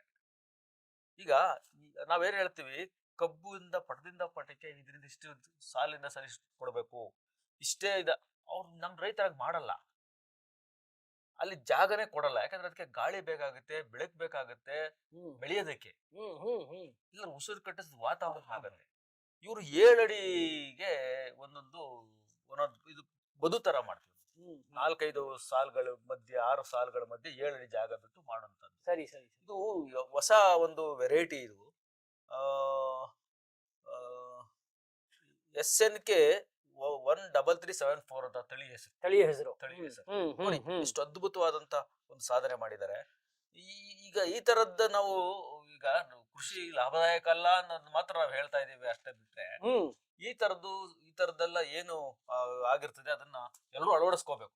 ಅಳವಡಿಸ್ಕೊಂಡಾಗ ಈ ಎಲ್ಲಾ ಕೆಲಸಗಳಾಗತ್ತೆ. ಹಾಗೆ ನೋಡ್ರಿ, ದೊಡ್ಡಬಳ್ಳಾಪುರ, ನಮ್ಮ ಹತ್ರ ಇರ್ತಕ್ಕಂಥ ದೊಡ್ಡಬಳ್ಳಾಪುರದಲ್ಲಿ ಒಬ್ಬರು ಶ್ರೀಕಾಂತ್ ಅಂತಕ್ಕಂತ ಒಬ್ಬ ಪ್ರಗತಿಪರ ರೈತ 77 ಎಕರೆನಲ್ಲಿ ಎಲ್ಲ ವಿದೇಶಿ ಹೂಗಳನ್ನ ತುಂಬಾ ಅದ್ಭುತವಾಗಿ 300 ಜನಕ್ಕೆ ಉದ್ಯೋಗ ಕೊಟ್ಟಿದ್ದಾರೆ. ಸಂತೋಷದ ವಿಷಯ. ಮಾರ್ಕೆಟಿಂಗ್ ಚೆನ್ನಾಗಿದೆ ಅವ್ರಿಗೆ. ತಗೋತಾರೆ, KR ಮಾರ್ಕೆಟ್ ಕಳಿಸ್ತಾರೆ, ಬೇರೆ ಬೇರೆ ಕಡೆ ಕಳಿಸ್ತಾ ಇದಾರೆ. ಎಂತ ಅದ್ಭುತವಾದಂತ ಇವರ ಪರಿಕಲ್ಪನೆಗಳಿರ್ತಾವ ನೋಡಿ. ಈ ತರದನ್ನ ನಾವು ಅಳವಡಿಸ್ಕೊಂಡ್ರೆ ಖಂಡಿತವಾಗಿಯೂ ಕೃಷಿ ಲಾಭನೇ ಇದೆ. ಹಾಗಾಗಿ ನಾನು ಮೊನ್ನೆನೂ ಕೂಡ ಚರ್ಚೆ ಮಾಡ್ತಾ ಇದ್ದೆ, ಬೆಳೆಯೋರೇ ದಿಕ್ಕಿಲ್ದಂಗೆ ಹೋಗ್ತಾ ಇದ್ದಾರೆ. ಹೌದು, ತಿನ್ನೋದಕ್ಕೆ ಏನ್ ಮಾಡ್ಬೇಕಂತ. ಸೊ ಅಂದ್ರೆ ಅವ್ರು ಹೇಳೋದು ಅದೇ ಒಂದೇ ಹೇಳೋದು, ಅವರು ನಮಗೆ ಇದು ಲಾಭ ಇಲ್ಲ ಅದಷ್ಟು ಬಿಟ್ರೆ ಬೇರೆ ಏನ್ ಹೇಳೋರು. ಬಟ್ ಇಲ್ಲಿ ಇದರಲ್ಲ ಮಾದರಿ ರೈತರು ಇದರ ಲಾಭ. ಮುಂದಿನ ದಿನದಲ್ಲಿ ನಾನು ಇವ್ರನ್ನ ಕಳಿಸ್ತೀನಿ ನಮ್ಮ ಚಾನಲ್ಗೆ. ಕರೆಸಿ ಇವರ ಅನುಭವಗಳೇನಿದೆ ಮತ್ತೆ ಅವ್ರು ಯಾವ ರೀತಿ ಮಾಡಿದ್ದಾರೆ ಅದನ್ನ ಬೇರೆ ರೈತರಿಗೂ ಜೊತೆನಲ್ಲಿ ಖುಷಿ ಅವ್ರ ಹತ್ರ ಮಾತಾಡಿಸ್ಬೇಕು ಅನ್ನೋದು ಇದು ಮನದಟ್ಟಾಗಬೇಕು ನಮ್ಮ ರೈತರಿಗೆ. ಏನ್ ಅವ್ರೇನ್ ಮಾಡಿದ್ದಾರೆ ಹೋಗಿ ನೋಡಿ ನೀವು. ಹೌದು, ಇಲ್ಲೋ ಕೂತ್ಕೊಂಡು ಮಾತಾಡೋದ್ರ ಬದಲ ಈಗ ಬರೀ ಪೇಪರ್ ಓದ್ಬಿಟ್ಟು ಸುಮ್ಮನೆ ಕೂತ್ಕೊಳ್ಳೋದಲ್ಲ, ನಾನು ಹೋಗ್ಬೇಕು ಅಲ್ಲಿಗೆ, ನಿಜ ಅವ್ರ ಜಮೀನಿಗೆ ಹೋಗ್ಬೇಕು, ಏನ್ ಮಾಡಿದಾರೆ ನೋಡ್ಬೇಕು ನಾವು. ಹೌದು, ಅವಾಗ ನಮ್ಗೆ ಅರ್ಥ ಆಗೋದು. ಹೌದು ಸರ್. ಮತ್ತೆ ಮುಂದಿನ ಈಗ ಇನ್ನೊಂದು ವಿಷಯ ನಾವು ಮೇಜರ್ ಒಂದು ನಿನ್ನೆ ಈಗ ನಮ್ಮ ಇದು ಪ್ರಸ್ತಾವ ಬರ್ಬೇಕಾಗಿತ್ತು. ಈಗ ನೋಡಿ ದಿತ್ವಾ, ನಾವು ನಿನ್ನೆ ಚಂಡಮಾರುತದ ಬಗ್ಗೆ ಶ್ರೀಲಂಕಾದಲ್ಲಿ ಬಹಳಷ್ಟು ಹಾನಿ ಮಾಡಿ ಬಹಳಷ್ಟು ತೊಂದರೆ ಕೊಟ್ಟು ಜನಜೀವನ ತಲ್ಲಣಗೊಳಿಸಿ ಈಗ ನಿನ್ನೆ ತಮಿಳುನಾಡಿಗೆ ಪ್ರವೇಶ ಮಾಡಿದೆ. ಸೊ ಅದರ ಪರಿಣಾಮ ಯಾವ ತರ ಆಗಿದೆ ಅಂತಂದ್ರೆ 57,000 ಹೆಕ್ಟೇರ್ ಕೃಷಿ ಭೂಮಿ ನಾಶ ಆಗಿದೆ. ಕೋಟ್ಯಾಂತರ ರೂಪಾಯಿ ರೈತರಿಗೆ ನಷ್ಟ ಆಗಿದೆ. ಆಮೇಲೆ 3 ಸಾವನ್ನಪ್ಪಿದ್ದಾರೆ. ಹೌದು. ಆಮೇಲೆ ಸಹಸ್ರಾರು ಮನೆಗಳು ನಾಶ ಆಗಿ ಬಹಳಷ್ಟು ಜನರೇ ಸಂಕಷ್ಟಕ್ಕೆ ಗುರಿಯಾಗಿದ್ದಾರೆ. ಪುಣ್ಯಕ್ಕೆ ತನ್ನ ತೀವ್ರತೆ ಕಳ್ಕೊತಾ ಇದೆ. ಈಗ ಅದೊಂದು ಸ್ವಲ್ಪ ಈಗ ಈ ಕಡೆ ಬೇರೆ ಕಡೆ ಹೊರಟಾಗಿದೆ. ಅದರದ್ದು ಅಷ್ಟು ಸ್ವಲ್ಪ ಒಂದು ಏನಂದ್ರೆ ಸರ್ಕಾರ, ತಮಿಳುನಾಡು ಸರ್ಕಾರ ಇರ್ಬೋದು, ಬೇರೆ ಬೇರೆ ಸರ್ಕಾರಗಳು ಸಜ್ಜಾಗಿದ್ವು. ಅದು ಆಮೇಲೆ ಸೂಕ್ತವಾಗಿ ಜನರನ್ನ ಅಲ್ಲಿ ಏನೋ ಸಮುದ್ರಕ್ಕೆ ಇಳಿದಂತೆ ಸ್ವಲ್ಪ ಮುನ್ನೆಚ್ಚರಿಕೆ ಕ್ರಮ ಕೈಗೊಂಡಿದ್ರೆ ಅದೊಂದು ಸ್ವಲ್ಪ. ಯಾವಾಗ ಪೂರ್ತಿ ಕಡಿಮೆ ಆಗೋದು ಯಾವಾಗ ಸರ್? ಅದು ಇನ್ನೂ ಒಂದು 3 ದಿನ ಬೇಕಾಗುತ್ತೆ. 24 ಗಂಟೆ ಇನ್ನೂ ಅದಲ್ಲದೆ ಇನ್ನ 7 ದಿವಸಗಳ ಕಾಲ ಇದೇ ವಾತಾವರಣ ಇರ್ತದೆ. ಎಲ್ಲಿ ಬೇಕಾದ್ರೂ ಮಳೆ ಬರ್ಬೋದು. ಸೋನೆ ಮಳೆ, ಹ್ಮ್ ಸೋನೆ ಮಳೆ, ಅಸಹನೀಯ ಚಳಿ ಬೇರೆ. ಆಮೇಲೆ ಬಿಸಿಲಿರಲ್ಲ. ಹೌದು ಇವಾಗ ಆಮೇಲೆ ಇದು ಏನಾಗಿದೆ, ಈ ವಾತಾವರಣ ಬಂದ ನಂತರ ತುಂಬಾ ಜನಕ್ಕೆ ಆರೋಗ್ಯದಲ್ಲಿ ಏರ್ಪೇರಾಗ್ತಾ ಇದೆ. ಹೌದು ಜ್ವರ ಸ್ಟಾರ್ಟ್ ಆಗ್ತಾ ಇದೆ. ಜ್ವರ ಅಂದ್ರೆ ಒಂದೇ ರೂಪದ ಜ್ವರ ಅಲ್ಲ ಅದು. ಹ್ಮ್ ಈಗ ವೈದ್ಯರಿಗೂ ಕೂಡ ಅದು ಸವಾಲೇ ಇದು. ಹೌದು ಅದ್ ಏನ್ ಜ್ವರ ಅಂತ ಕಂಡುಹಿಡಕ್ಕೆ ಇನ್ನೊಂದಷ್ಟು ಜನ ಪೇಷಂಟ್ಸ್ ಸಂಶೋಧನೆಗಳು ಮಾಡೋದು. ಸೊ ಈಗಲೇ ಅವರ ಜಾಗೃತಿಯಿಂದ ಇಟ್ಕೊಂಡು ಅವ್ರ ಕೆಲಸ ಅವ್ರು ಮಾಡ್ತಾ ಇದಾರೆ. ದಯವಿಟ್ಟು ಯಾರು ಇದನ್ನ ನೆಗ್ಲೆಕ್ಟ್ ಮಾಡಬೇಡಿ. ಯಾಕಂದ್ರೆ ಅದರಿಂದ ಬೇದಿ ಆಗ್ಬಹುದು, ವಾಂತಿ ಆಗ್ಬಹುದು, ಏನ್ ಬೇಕಾದ್ರೂ ಆಗ್ಬಹುದು. ಕರುಳು ಬೇರೆ ವಿಶೇಷವಾಗಿ ಕರುಳು ಬೇರೆ ಸ್ಟಾರ್ಟ್ ಆಗ್ತಾ ಇದೆ. ಹೌದು ಹೌದು ಹೌದು ಸೊ ಆ ಕಾರಣಕ್ಕೋಸ್ಕರ ಈ ಒಂದು ವಾತಾವರಣ ಏನಿದೆ ಇದನ್ನ ಸವಾಲಾಗಿ ನಾವು ಸ್ವೀಕರಿಸಬೇಕಾಗತ್ತೆ. ಆಮೇಲೆ ಪ್ರತಿಯೊಬ್ರು ಒಂದು ಮಫ್ಲರ್, ಒಂದು ಸ್ವೆಟರ್ ಹಾಕೊಳ್ಳೇಬೇಕಾಗತ್ತೆ. ಬೆಳಿಗ್ಗೆ ಬೆಳಿಗ್ಗೆ ಇದೇ ಒಡ್ಬಾರ್ದು ಅಂತ ಹೇಳ್ತಾರೆ. ಅದ್ರಲ್ಲೂ ಅದು ಹಿರಿಯ ನಾಗರಿಕರು, ಮಕ್ಕಳು, ಹಿರಿಯ ನಾಗರಿಕರು ಖಂಡಿತವಾಗಿಯೂ ಹೊರಗಡೆ ಕರ್ಕೊಂಡು ಬರ್ಬಾರ್ದು. ಕೆಲವು ಮಾತು ಕೇಳಲ್ಲ. ನಾನ್ ನೋಡಿದೀನಿ, ಅಯ್ಯೋ ಅಂತ ಹೋಗ್ತಿರ್ತಾರೆ. ಯಾರು ದೊಡ್ಡವರು, ಅವ್ರಿಗೆ ಯಾರ ಮಾತು ಕೇಳಲ್ಲ. ಅವ್ರು ಹೌದು ಹೌದು ಅವ್ರಿಗೂ ಕೂಡ ನಾನು ಒಂದು ರಿಕ್ವೆಸ್ಟ್ ಮಾಡ್ತಾ ಇದು ಇದ್ದೀನಿ, ಪ್ರಕೃತಿಯ ಒಂದು ಇದು ಯಾವಾಗ ಏನ್ ಬರುತ್ತೆ ಅದಕ್ಕೆ ನಾವು ಖಂಡಿತವಾಗಿ ತಯಾರಾಗಿರ್ಬೇಕು. ತಯಾರಾಗ್ಬೇಕು. ಹಂಗಂದ್ಬಿಟ್ಟು ನಾವು ಸುಮ್ಮನೆ ನೆಗ್ಲೆಕ್ಟ್ ಮಾಡ್ತಾ ಹೋದ್ರೆ ಜ್ವರನೂ ಬರ್ತದೆ, ಎಲ್ಲಾ ಬರ್ತದೆ. ಕ್ರೀಡೆಗಳ ಒಂದಷ್ಟು ಅಲ್ಲ, ಸುದ್ದಿಯನ್ನ- ಮತ್ತೆ ಇನ್ನೊಂದು ವಿಷಯ, ಇನ್ನೊಂದು ವಿಷಯ ಏನು ಹಾ, ಅಂದ್ರೆ, ಹೇಳಿ ಈಗ ಹೇಳಿ ಸರ್. ಮೆಕ್ಕೆಜೋಳ ಏನು ಸಮಸ್ಯೆ ಹೌದು. ಆಗಿದೆ ರಾಜ್ಯದಲ್ಲಿ ಈಗ ಇಥನಾಲ್ಗೆ. ವಿಶೇಷವಾಗಿ ಉತ್ತರ ಕರ್ನಾಟಕದಲ್ಲಿ ಏನು ಇದೆ, ಈಗ ಸರ್ಕಾರ ಆದೇಶ ಮಾಡಿದೆ ಹೌದು ಮೆಕ್ಕೆಜೋಳ ಖರೀದಿ ಮಾಡಿ ರೈತರಲ್ಲಿ ಸಾಕಷ್ಟು ಉಳಿದು ಬೆಲೆ ಸಿಗದೆ ಹ್ಮ್, ಹ್ಮ್. ಏನ್ ಸಂಕಷ್ಟಗಳಾಗೈತಿ, ಈಗ ಖರೀದಿ ಮಾಡ್ಲಿಕ್ಕೆ ಸರ್ಕಾರ ಆದೇಶ ಮಾಡಿದೆ. ಅದೊಂದು ಎಥನಾಲ್ ತಯಾರಿಗೆ ಎಥನಾಲ್ ತಯಾರಿಕೆಗೆ ಅದು ಬಹಳ ಬೇಕಾಗುತ್ತೆ. ಹೀಗಾಗಿ ಸರ್ಕಾರ ಅದು ಸರ್ಕಾರ- ರೈತರಿಗೆ ಒಂದು ಒಳ್ಳೆಯ ಸುದ್ದಿ ಕೊಟ್ಟಿದೆ. ಅದೇ ಇನ್ನೊಂದು ಸಂಗತಿ, ಈ ಬ್ರಿಟಿಷರ್ ಕಾಲದಿಂದ ರಾಜಭವನ ಅಂತಿತ್ತಲ್ಲ, ಇನ್ಮೇಲೆ ಅದು ಲೋಕಭವನ ಅಂತ ಕರೀತಾರಂತೆ. ಅದೊಂದು ಅಮೆಂಡ್ಮೆಂಟ್ ಆಗಿದೆ, ಎಲ್ಲಾಗಿದೆ ಅದು ಯಾವ ಪತ್ರಿಕೆ ಬಂದಿದೆ. ಅಲ್ಲ, ಎಲ್ಲಿ ಕರ್ನಾಟಕದಲ್ಲಿ ಅಂತೇಳಿ ಕರ್ನಾಟಕದಲ್ಲ ಇದು 74ರ ರಾಷ್ಟ್ರಪತಿ ಭವನದಲ್ಲಿ ರಾಜ್ಯಪಾಲ ಸಭೆ ಇದು ನಡೆಯಿತು. ಬಹುಶಃ ಕೇಂದ್ರ ಮಟ್ಟದಲ್ಲಿ ಲೋಕಭವನ ಅಂತ ಕೇಂದ್ರ- ಎಲ್ಲ ರಾಜ್ಯಗಳಿಗೂ ಹೌದು, ತಿಳಿಸಿ. ಕೇಂದ್ರ ಎಲ್ಲ ಮಟ್ಟದಲ್ಲಿ- ರಾಜ್ಯಗಳಿಗೂ ಹೀಗೆ ಮಾಡಿ ಅಂತ. ಕೇಂದ್ರ ಮಟ್ಟದಲ್ಲಿ ತಗೊಂಡಿರೋ ನಿರ್ಧಾರ ಇದು. ಯಾಕಂದ್ರೆ ಇವೆಲ್ಲ ರಾಜಭವನ ಇವೆಲ್ಲ ಏನಿದೆ ಬ್ರಿಟಿಷ್ ಅರಸೊತ್ತಿಗೆಯ ಗುರು. ಹೌದು ಅದಕ್ಕೆ ಹೀಗಾಗಿ ಒಂದೊಂದೊಂದೇ ಬದಲಾವಣೆ ಮಾಡ್ತಾರೆ. ರಾಜ್ಯ ಸರ್ಕಾರಗಳಿಗೂ ಒಂದು ಸೂಚನೆ ಕಳಿಸಿದ್ದಾರೆ ಕೇಂದ್ರ ಸರ್ಕಾರ. ಆಮೇಲೆ ಹಿಂದೆ ಅದನ್ನ ಲೋಕಭವನ ಅಂತ ಮಾಡ್ಬೋದು ಮಾಡ್ಬೋದು. ಈಗ ಅಲ್ವಾ? ಈಗ ರಾಷ್ಟ್ರಪತಿ ಭವನ ಹಿಂದೆ ಗವರ್ನರ್ ಹೌಸ್ ಅಂತಿತ್ತು, ಹ್ಮ್. ರಾಷ್ಟ್ರಪತಿ ಭವನ ಮಾಡಿದ್ರು. ಎಲ್ಲ ಹೌದು. ಒಂದೊಂದೊಂದೇ ಬದಲಾವಣೆ.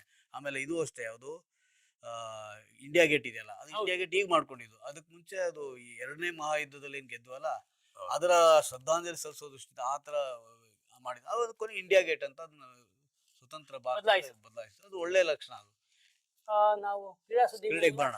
ಕ್ರೀಡಾ ಸುದ್ದಿಯಲ್ಲಿ ಇವತ್ತು ಏನಂದ್ರೆ ನಿನ್ನೆ ಟೀಮ್ ಇಂಡಿಯಾದವರು 17 ರನ್ಗಳಿಂದ ಗೆದ್ದಿದ್ದಾರೆ. ಎಲ್ಲರೂ ತುಂಬಾ ಖುಷಿ ಪಟ್ಟಿದ್ದಾರೆ. ಮೊದಲನೇ ಗೆಲುವು 5 ಮ್ಯಾಚ್ಗಳಲ್ಲಿ. ಆಮೇಲೆ ಇನ್ನೊಂದು ವಿಶೇಷವಾದದ್ದು ನಾನು ಅದೇ ಇನ್ನೊಂದು ಹೇಳ್ಬಿಡ್ತೀನಿ ನೋಡಿ. ಹಾ. 3 ಪಂದ್ಯಗಳ ಸರಣಿ ಇದು. ಹಾ ಈಗ ಹಿಂದೆ ನಾವು ಭಾರತ ಏನಾಗಿದೆ ಟೆಸ್ಟ್ ಸರಣಿಲಿ 2-0 ವೈಟ್ ವಾಶ್ ಆಗಿ ಸೋತಿತ್ತು. ಹೌದು ಈಗ ಇದು ನಿನ್ನೆ ಕೂಡ, ಆದ್ರೆ ನಿನ್ನೆ ಇವರು ಗೆಲುವೇನು ಅತ್ಯಂತ ಸುಲಭ ಆಗಿಲ್ಲ. ಸುಲಭ ಖಂಡಿತ ಇಲ್ಲ. 349 ರನ್ ಹೊಡೆದ್ರು. ಅವರು ಅಷ್ಟೇ ವೇಗವಾಗಿ ಜಾನ್ಸನ್ ತುಂಬಾ ಬಹಳ ವೇಗವಾಗಿ ಅವರು ಏನು ಹತ್ರ ಬರ್ತಿದ್ದ. ಆದರೆ ಕೊನೆಯಲ್ಲಿ ಏನಾಯ್ತು, ನಮ್ಮ ಬೌಲರ್ಗಳು ಏನಾಯ್ತು, ಬಹಳ ಅವರು ಪರಿಣಾಮಕಾರಿಯಾಗಿ ದಾಳಿ ಮಾಡಿದ್ರಿಂದ ಇದಾಯ್ತು. ಜೊತೆಗೆ ಈ ಪಂದ್ಯದ ವಿಶೇಷ ಏನಂತಂದ್ರೆ, ರೋಹಿತ್ ಶರ್ಮಾ ಕೊಹ್ಲಿ ಈ ಜೋಡಿ ಇದೆಯಲ್ಲ, ರೋಕೋ ಅಂತ ಇರ್ತಾರೆ ಇದಕ್ಕೆ, ಅವರು ಮತ್ತೆ ವಿಜೃಂಭಿಸಿ ನಿನ್ನೆ ವಿರಾಟ್ ಕೊಹ್ಲಿ 52ನೇ ಶತಕ. ಹೌದು ಇದು ಅತ್ಯಂತ ಭಾರತದ ಮಟ್ಟಿಗೆ ನಿಜಕ್ಕೂ. ಆಮೇಲೆ ರೋಹಿತ್ ಶರ್ಮಾ ಕೂಡ ತನ್ನ ಏನ್ ಲಯ ಕಂಡ್ಕೊಂಡು, ಈಗ ಹಿರಿಯರು ಏನಾಗಿದೆ, ಈಗ ಚೆನ್ನಾಗಿ ಆಡಿದ್ರಿಂದ ಈಗ ಈ ಪಂದ್ಯ, ಈಗ 2ನೇ ಪಂದ್ಯ ಈಗ ಕುತೂಹಲಕ. ಈ 2ನೇ ಪಂದ್ಯದಲ್ಲಿ ನಾವು ಗೆದ್ದದ ಸರಣಿ ಬರುತ್ತೆ. ಹೌದು ಆದ್ರೆ ಆ ಗೆಲ್ಲಬೇಕಾದ್ರೂ ಈಗ ಟಿಂಬಾ ಬೌಮಾ ತಂಡ ಏನ್ ಕಡಿಮೆ ಇಲ್ಲ, ಹೌದು ಹೌದು ಹೌದು ಕೂಡ ಬಹಳ ಸ್ಟ್ರಾಂಗ್ ಆಗಿದ್ದಾರೆ. ತುಂಬಾ ಸ್ಟ್ರಾಂಗ್ ಆಗಿದ್ದಾರೆ ಅವರು. ಸೌತ್ ಆಫ್ರಿಕನ್ಸ್ ಬಹಳ ಸ್ಟ್ರಾಂಗ್ ಆಗಿದ್ದಾರೆ. ನಮ್ಮ ಸರ್ಕಾರ ಕೊಡ್ತಾ ಇರತಕ್ಕಂತ ಏಕಲವ್ಯ ಕ್ರೀಡಾ ರತ್ನ ಪ್ರಶಸ್ತಿ ಇವತ್ತು ಪ್ರಧಾನ ಇವತ್ತು ಕೊಡ್ತಾ ಇದ್ದಾರೆ. ನಿಜಕ್ಕೂ ತುಂಬಾ ಖುಷಿಯಾದ ವಿಚಾರ. ಆಮೇಲೆ ಬರೀ ನಾವು ಕ್ರಿಕೆಟ್ ಅಷ್ಟೇ ಅಲ್ಲ ನೋಡಿ, ತ್ರಿಷಾ ಗಾಯತ್ರಿ ಅವರು ಬ್ಯಾಡ್ಮಿಂಟನ್ ಅಲ್ಲಿ ಚಾಂಪಿಯನ್ ಆಗಿದ್ದಾರೆ. ಹೌದು ನಿಜ. ಆ ಕಾರಣಕ್ಕೆ ನಾವೆಲ್ಲೋ ಒಂದ್ ಕಡೆ ಬರೀ ಕ್ರಿಕೆಟ್ಗೆ ಜೋತ್ ಬೀಳೋದ್ರ ಜೊತೆಗೆ ಈ ಒಂದಷ್ಟು ಎಲೆಮರೆ ಕಾಯ್ತಾರಾಗಿ ಒಂದು ಕ್ರೀಡೆಗಳು ನಡ್ಕೊಂಡು ಹೋಗ್ತಾ ಇದ್ದಾರೆ. ಅಯ್ಯೋ ರೆಸ್ಲಿಂಗ್ ಅಲ್ಲಿ ಗೆಲ್ತಾ ಇರ್ತಾರೆ, ನೆನಪಿಸ್ಕೊಳ್ಳೋದೇ ಇಲ್ಲ. ಅದನ್ನು ನೋಡ್ಬೇಕಾಗ್ತದೆ. ಹೌದು ಖಂಡಿತವಾಗಿ ಸುದ್ದಿನೂ ಆಗ್ಬೇಕು. ಅಭಿಷೇಕ್ ಶರ್ಮಾದ ಹೆಸರು ಚೆನ್ನಾಗಿ. ಅಭಿಷೇಕ್ ಶರ್ಮಾ ಈ 20 ಬರೀ 12 ಬಾಲ್ ಅಲ್ಲಿ 50 ರನ್ ಬೇರೆ ಹೊಡೆದಿದ್ದಾನೆ. ಗುರು ಯುವರಾಜ್ ಸಿಂಗ್ ಅನ್ನು ಹೌದು ದಾಖಲೆ ಸರಿಗಟ್ಟಿದ ಹೌದು ಅಭಿಷೇಕ್ ಶರ್ಮಾ ಅಂತ ಇದೆ.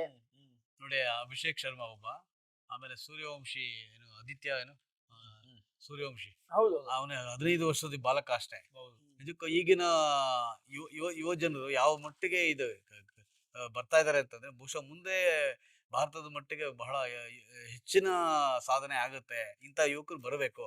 ಯಾಕಂದ್ರೆ ಆತ ಇನ್ನು ಆಗ್ಲೇ 15ನೇ ವರ್ಷದಲ್ಲಿ ಇರೋಗಲೇ ಎಂತ ಅನುಭವಿ ಬ್ಯಾಟ್ಸ್ಮನ್ ತರ ಆಟ ಆಡ್ತಿದ್ದಾನೆ. ಅಭಿಷೇಕ್ ಶರ್ಮಾ ಇತ್ತೀಚೆಗೆ ಎಲ್ಲಾ ಪಂದ್ಯಗಳಲ್ಲೂ ಒಳ್ಳೆ ಪ್ರದರ್ಶನ ಕೊಟ್ಟಿದ್ದಾರೆ. ಹೌದು ಹೌದು. ಇನ್ನೊಂದು ನೋಡಿ, ರವಿ ಹೇಳ್ತಿದ್ದಾಗೆ ಫುಟ್ಬಾಲ್ ಅಲ್ಲಿ ಇಂಡಿಯಾದವರು ಇರಾನ್ ಅನ್ನ ಸೋಲಿಸಿದ್ದಾರೆ ಬಿಟ್ಟು ನೋಡಿ 2-1 ಗೋಲ್ಗಳಿಂದ. ಅದು ನಿಜವಾಗ್ಲೂ ಅದು ಅರ್ಹತಾ ಸುತ್ತಿರ್ಬೋದು, ಬಟ್ ಆದ್ರೂ ಖುಷಿ ವಿಚಾರ. ಎಷ್ಟು ಪವರ್ಫುಲ್ ಅಂದ್ರೆ ಎಷ್ಟು ಶಕ್ತಿಯುತವಾದಂತ ಇರಾನ್ ವಿಶ್ವದ ಮೊದಲ ಹಂತದ ಸ್ತರದ ತಂಡ ಅದು. ತಂಡ. ನಾವಿನ್ನೂ 2ನೇ ಸ್ತರಕ್ಕೂ ಹೋಗಿಲ್ಲ ನಾವು. ಹೌದು ಯಾಕಂದ್ರೆ ಅವರು ಹಾಗಾಗಿ ಬಹುಶಃ ಅದನ್ನ ಸೋಲಿಸಿದ್ದಾರೆ. ದೈಹಿಕವಾಗಿ ಬಲಿಷ್ಠರು ಅವರು. ದೈಹಿಕವಾಗಿ ಬಲಿಷ್ಠರು, ಬಟ್ ಫುಟ್ಬಾಲ್ ಅಲ್ಲಿ ಅವ್ರು ಬಹಳ ದೊಡ್ಡ ಹೆಸರು ಅವ್ರದ್ದು. ಬಹಳ ಹೆಸರು ಇವ್ರದ್ದು ಎಲ್ಲೂ ಇಲ್ಲವೇ ಇಲ್ಲ, ಬಟ್ ಆದ್ರೂ ಅವ್ರು ಗೆದ್ದಿದ್ದಾರೆ. ಖುಷಿ ಪಡುವಂತ ಸಂಗತಿ. ಅಲ್ಜೇರಿಯಾ ಇರ್ಬೋದು, ಇರಾನ್ ಇರ್ಬೋದು, ಇವೆಲ್ಲ ಬಹಳ ಒಳ್ಳೊಳ್ಳೆ ಅದ್ಭುತವಾಗಿ ಇವೆಲ್ಲ. ಆಮೇಲೆ ಸಿನಿಮಾ ಸುದ್ದಿನಲ್ಲಿ ನೋಡೋದಾದ್ರೆ ಹೇಳಿ. ರೂಪಾ ಅಯ್ಯರ್ ಅವರು ಮತ್ತೆ ವಾಪಸ್ ಬಂದಿದ್ದಾರೆ. ಸಿನಿಮಾ ಮಾಡ್ತಿದಾರೆ ಅವರು. ಹೊಸ ಸಿನಿಮಾ ಹಾ. ಆಜಾದ್ ಭಾರತ್ ಅಂತೇಳಿ ಸಿನಿಮಾ ಹೆಸರು. ಮತ್ತೆ ಅವರು ನಟನೆ ಮಾಡಿ ನಿರ್ದೇಶನ ಮಾಡಿ ರೆಡಿ ಮಾಡ್ತಾ ಇದ್ದಾರೆ. ಫ್ಯಾಂಟಾಸ್ಟಿಕ್. ತುಂಬಾ ಅದು ಖುಷಿ. ಒಳ್ಳೆ ಆಲೋಚನೆ ಇರತಕ್ಕಂತ ಒಂದು ತುಂಬಾ ಚೆನ್ನಾಗಿ ಅವರು ಕಟ್ಕೊಡ್ತಾರೆ. ವಿಜಯ ಕರ್ನಾಟಕ ಲವಲವಿಕೆನಲ್ಲಿ ಉಮೇಶ್ ಅಣ್ಣನ್ಗೆ ಕನ್ನಡದ ಚಾಪ್ಲಿನ್ ಉಮೇಶ್ ಅಣ್ಣ ಹೌದು ಅಂತ ಹೋಲಿಕೆ ಬಣ್ಣಿಸಿದ್ದಾರೆ. ನಿಜವಾಗ್ಲೂ ಆ ತರ ನಟನೆ ಇರುವಂತ ರಾಮಾಪುರದ ರಾವಣದಲ್ಲಿ ಹ್ಮ್ ಎಷ್ಟೋ ಒಳ್ಳೆ ಪಾತ್ರ ಇದೆ ಅಂತಂದ್ರೆ ಹ್ಮ್. CR ಸಿಂಹ ಮಗನ ಪಾತ್ರ ಅದು. ಹ್ಮ್ ಅಂದ್ರೆ ಯಾವ್ದೋ ಬೇರೆ ಇದು ಆದ್ರೆ ಇಷ್ಟು ಅಮಾಯಕ ಕೊನೆಗೆ ಬಲಿ ಆಗ್ತಾನೆ. ಆದ್ರೆ ಅಲ್ಲಿವರೆಗೂ ಬಲಿಯಾಗೋವರೆಗೂ ಸಾವಯವವರೆಗೂ ತುಂಬಾ ಅದ್ಭುತವಾದ ಪ್ರದರ್ಶನ ಅದು. ಹಾಸ್ಯ. ಆಮೇಲೆ ನಾವು ಮೊನ್ನೆ ಇದನ್ನ ಮಾತಾಡ್ತಾ ಇದ್ವಿ, ಕಬ್ಬನ್ ಪಾರ್ಕ್ ಅಲ್ಲಿ ಹೌದು ಫಲಪುಷ್ಪ ಪ್ರದರ್ಶನ ಆಗ್ತಾ ಇದೆಯಲ್ಲ, ಫಲಪುಷ್ಪ ಜನಸಾಗರ ಬರ್ತಾ ಇದೆಯಂತೆ. ಅದೊಂಥರ ಖುಷಿ ಸಂಗತಿ. ಇವಾಗ ನೋಡ್ಬೋದು ಎಲ್ರು ಅವಾಗ ನೋಡ್ಬೋದು. ಅಂದ್ರೆ ನಾವ್ ಮೊನ್ನೆ ಹಿಂಗೆ ಮಾತಾಡ್ತಾ ಇದ್ದಾಗ ಇಲ್ಲಿಂದ ಲಾಲ್ಬಾಗ್ ತನಕ ಹೋಗೋ ಸ್ವಲ್ಪ ಕಷ್ಟ ಆಗ್ತಿತ್ತು. ಯಾರು ವಿಧಾನಸೌಧ ನೋಡಕ್ ಬರ್ತಾರೋ ಪಕ್ಕದಲ್ಲಿರುವ ಕಬ್ಬನ್ ಪಾರ್ಕ್ ಹೋಗಿ ನೋಡಬಹುದು ಅನ್ನೋದು ಖುಷಿ ಸಂಗತಿ. ಈ ಸರಿ ಈ ಬಾರಿಯಿಂದ ಅಲ್ಲಿ ಒಳ್ಳೇದು. ಒಳ್ಳೆ ಕೆಲಸ ಮಾಡಿದ್ದಾರೆ ನಿಜವಾಗ್ಲು. ಆಮೇಲೆ ಇನ್ನೊಂದು ವಿಶೇಷವಾಗಿ ಒಂದು ಇದು ಬಂದಿದೆ, ಸುರಂಗ ಮಾರ್ಗ ಏನಿದೆ ಈಗ ಕಬ್ಬನ್ ಪಾರ್ಕ್ ಮುಖಾಂತರ ಏನ್ ಬರುತ್ತೆ ಸುರಂಗ ಮಾರ್ಗ.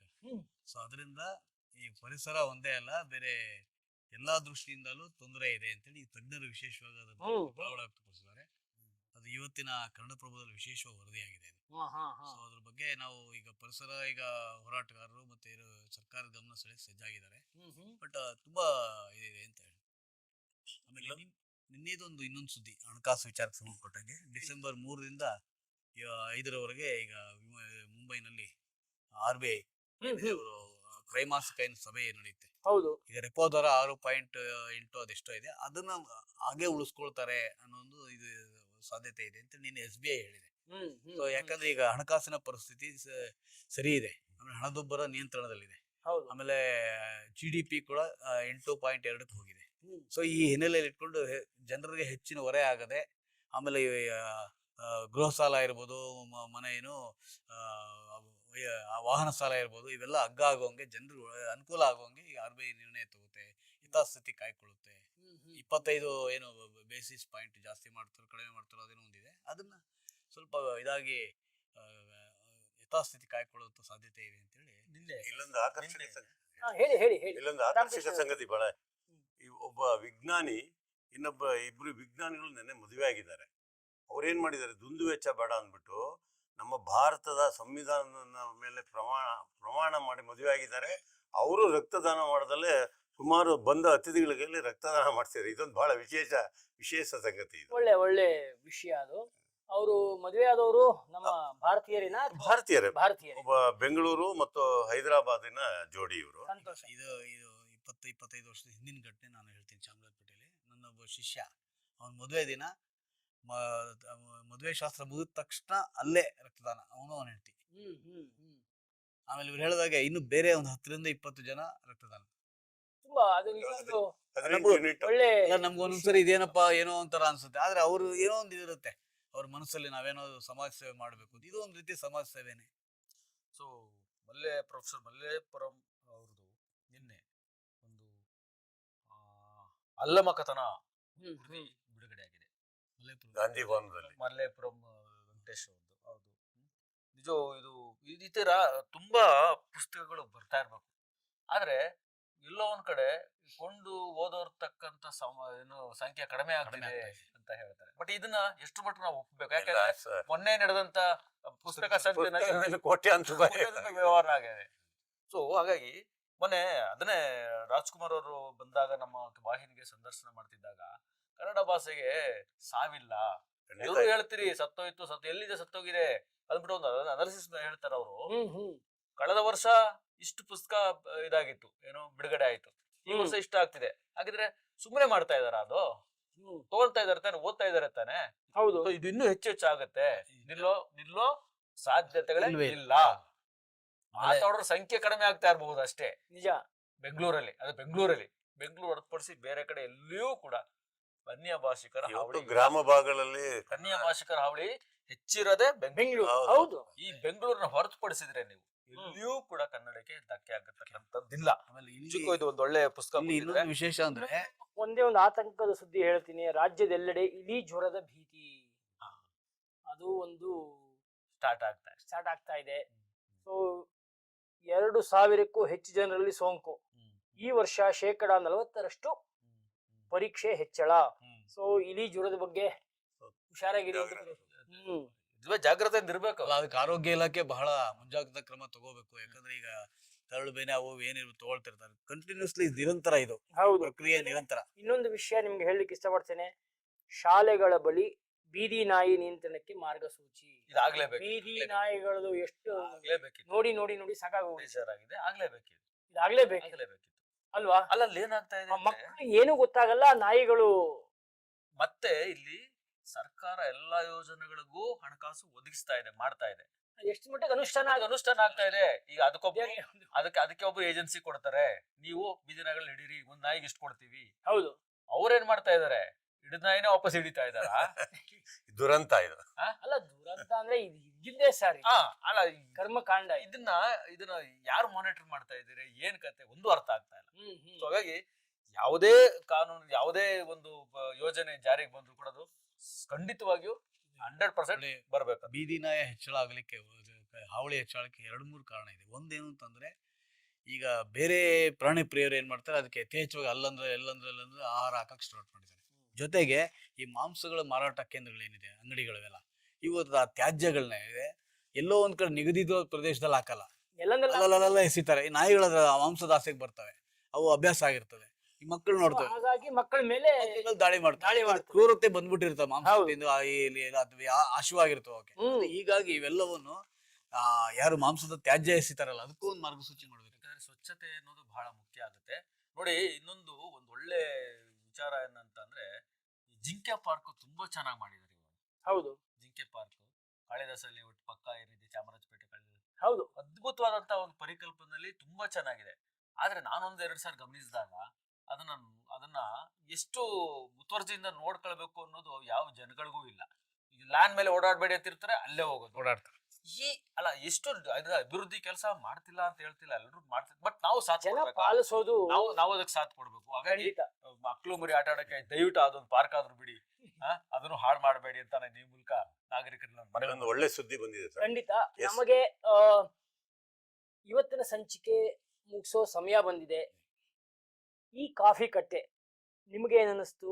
ನಿಮ್ಮ ಅನಿಸಿಕೆ ಅಭಿಪ್ರಾಯಗಳನ್ನ ನಮಗೆ ತಿಳಿಸಿ. ನಾವು ಹೀಗೆ ಮುಖ್ಯವಾದ ಸಮಾಚಾರಗಳನ್ನ ನಿಮಗೆ ಹೇಳೋದು, ನಾವೊಂದಷ್ಟು ವಿಚಾರ ವಿನಿಮಯ ಮಾಡಿಕೊಳ್ಳೋದು, ನೀವು ಈ ವೇದಿಕೆಯಲ್ಲಿ ಬಂದು ನಿಮ್ಮ ವಿಚಾರಗಳನ್ನ ಹೇಳಬಹುದು. ಇವತ್ತಿನ ಸಂಚಿಕೆ ನಾನು ಇಲ್ಲಿ ಮುಗಿಸ್ತಾ ಇದ್ದೇನೆ. ಎಲ್ರಿಗೂ ನಮಸ್ಕಾರ.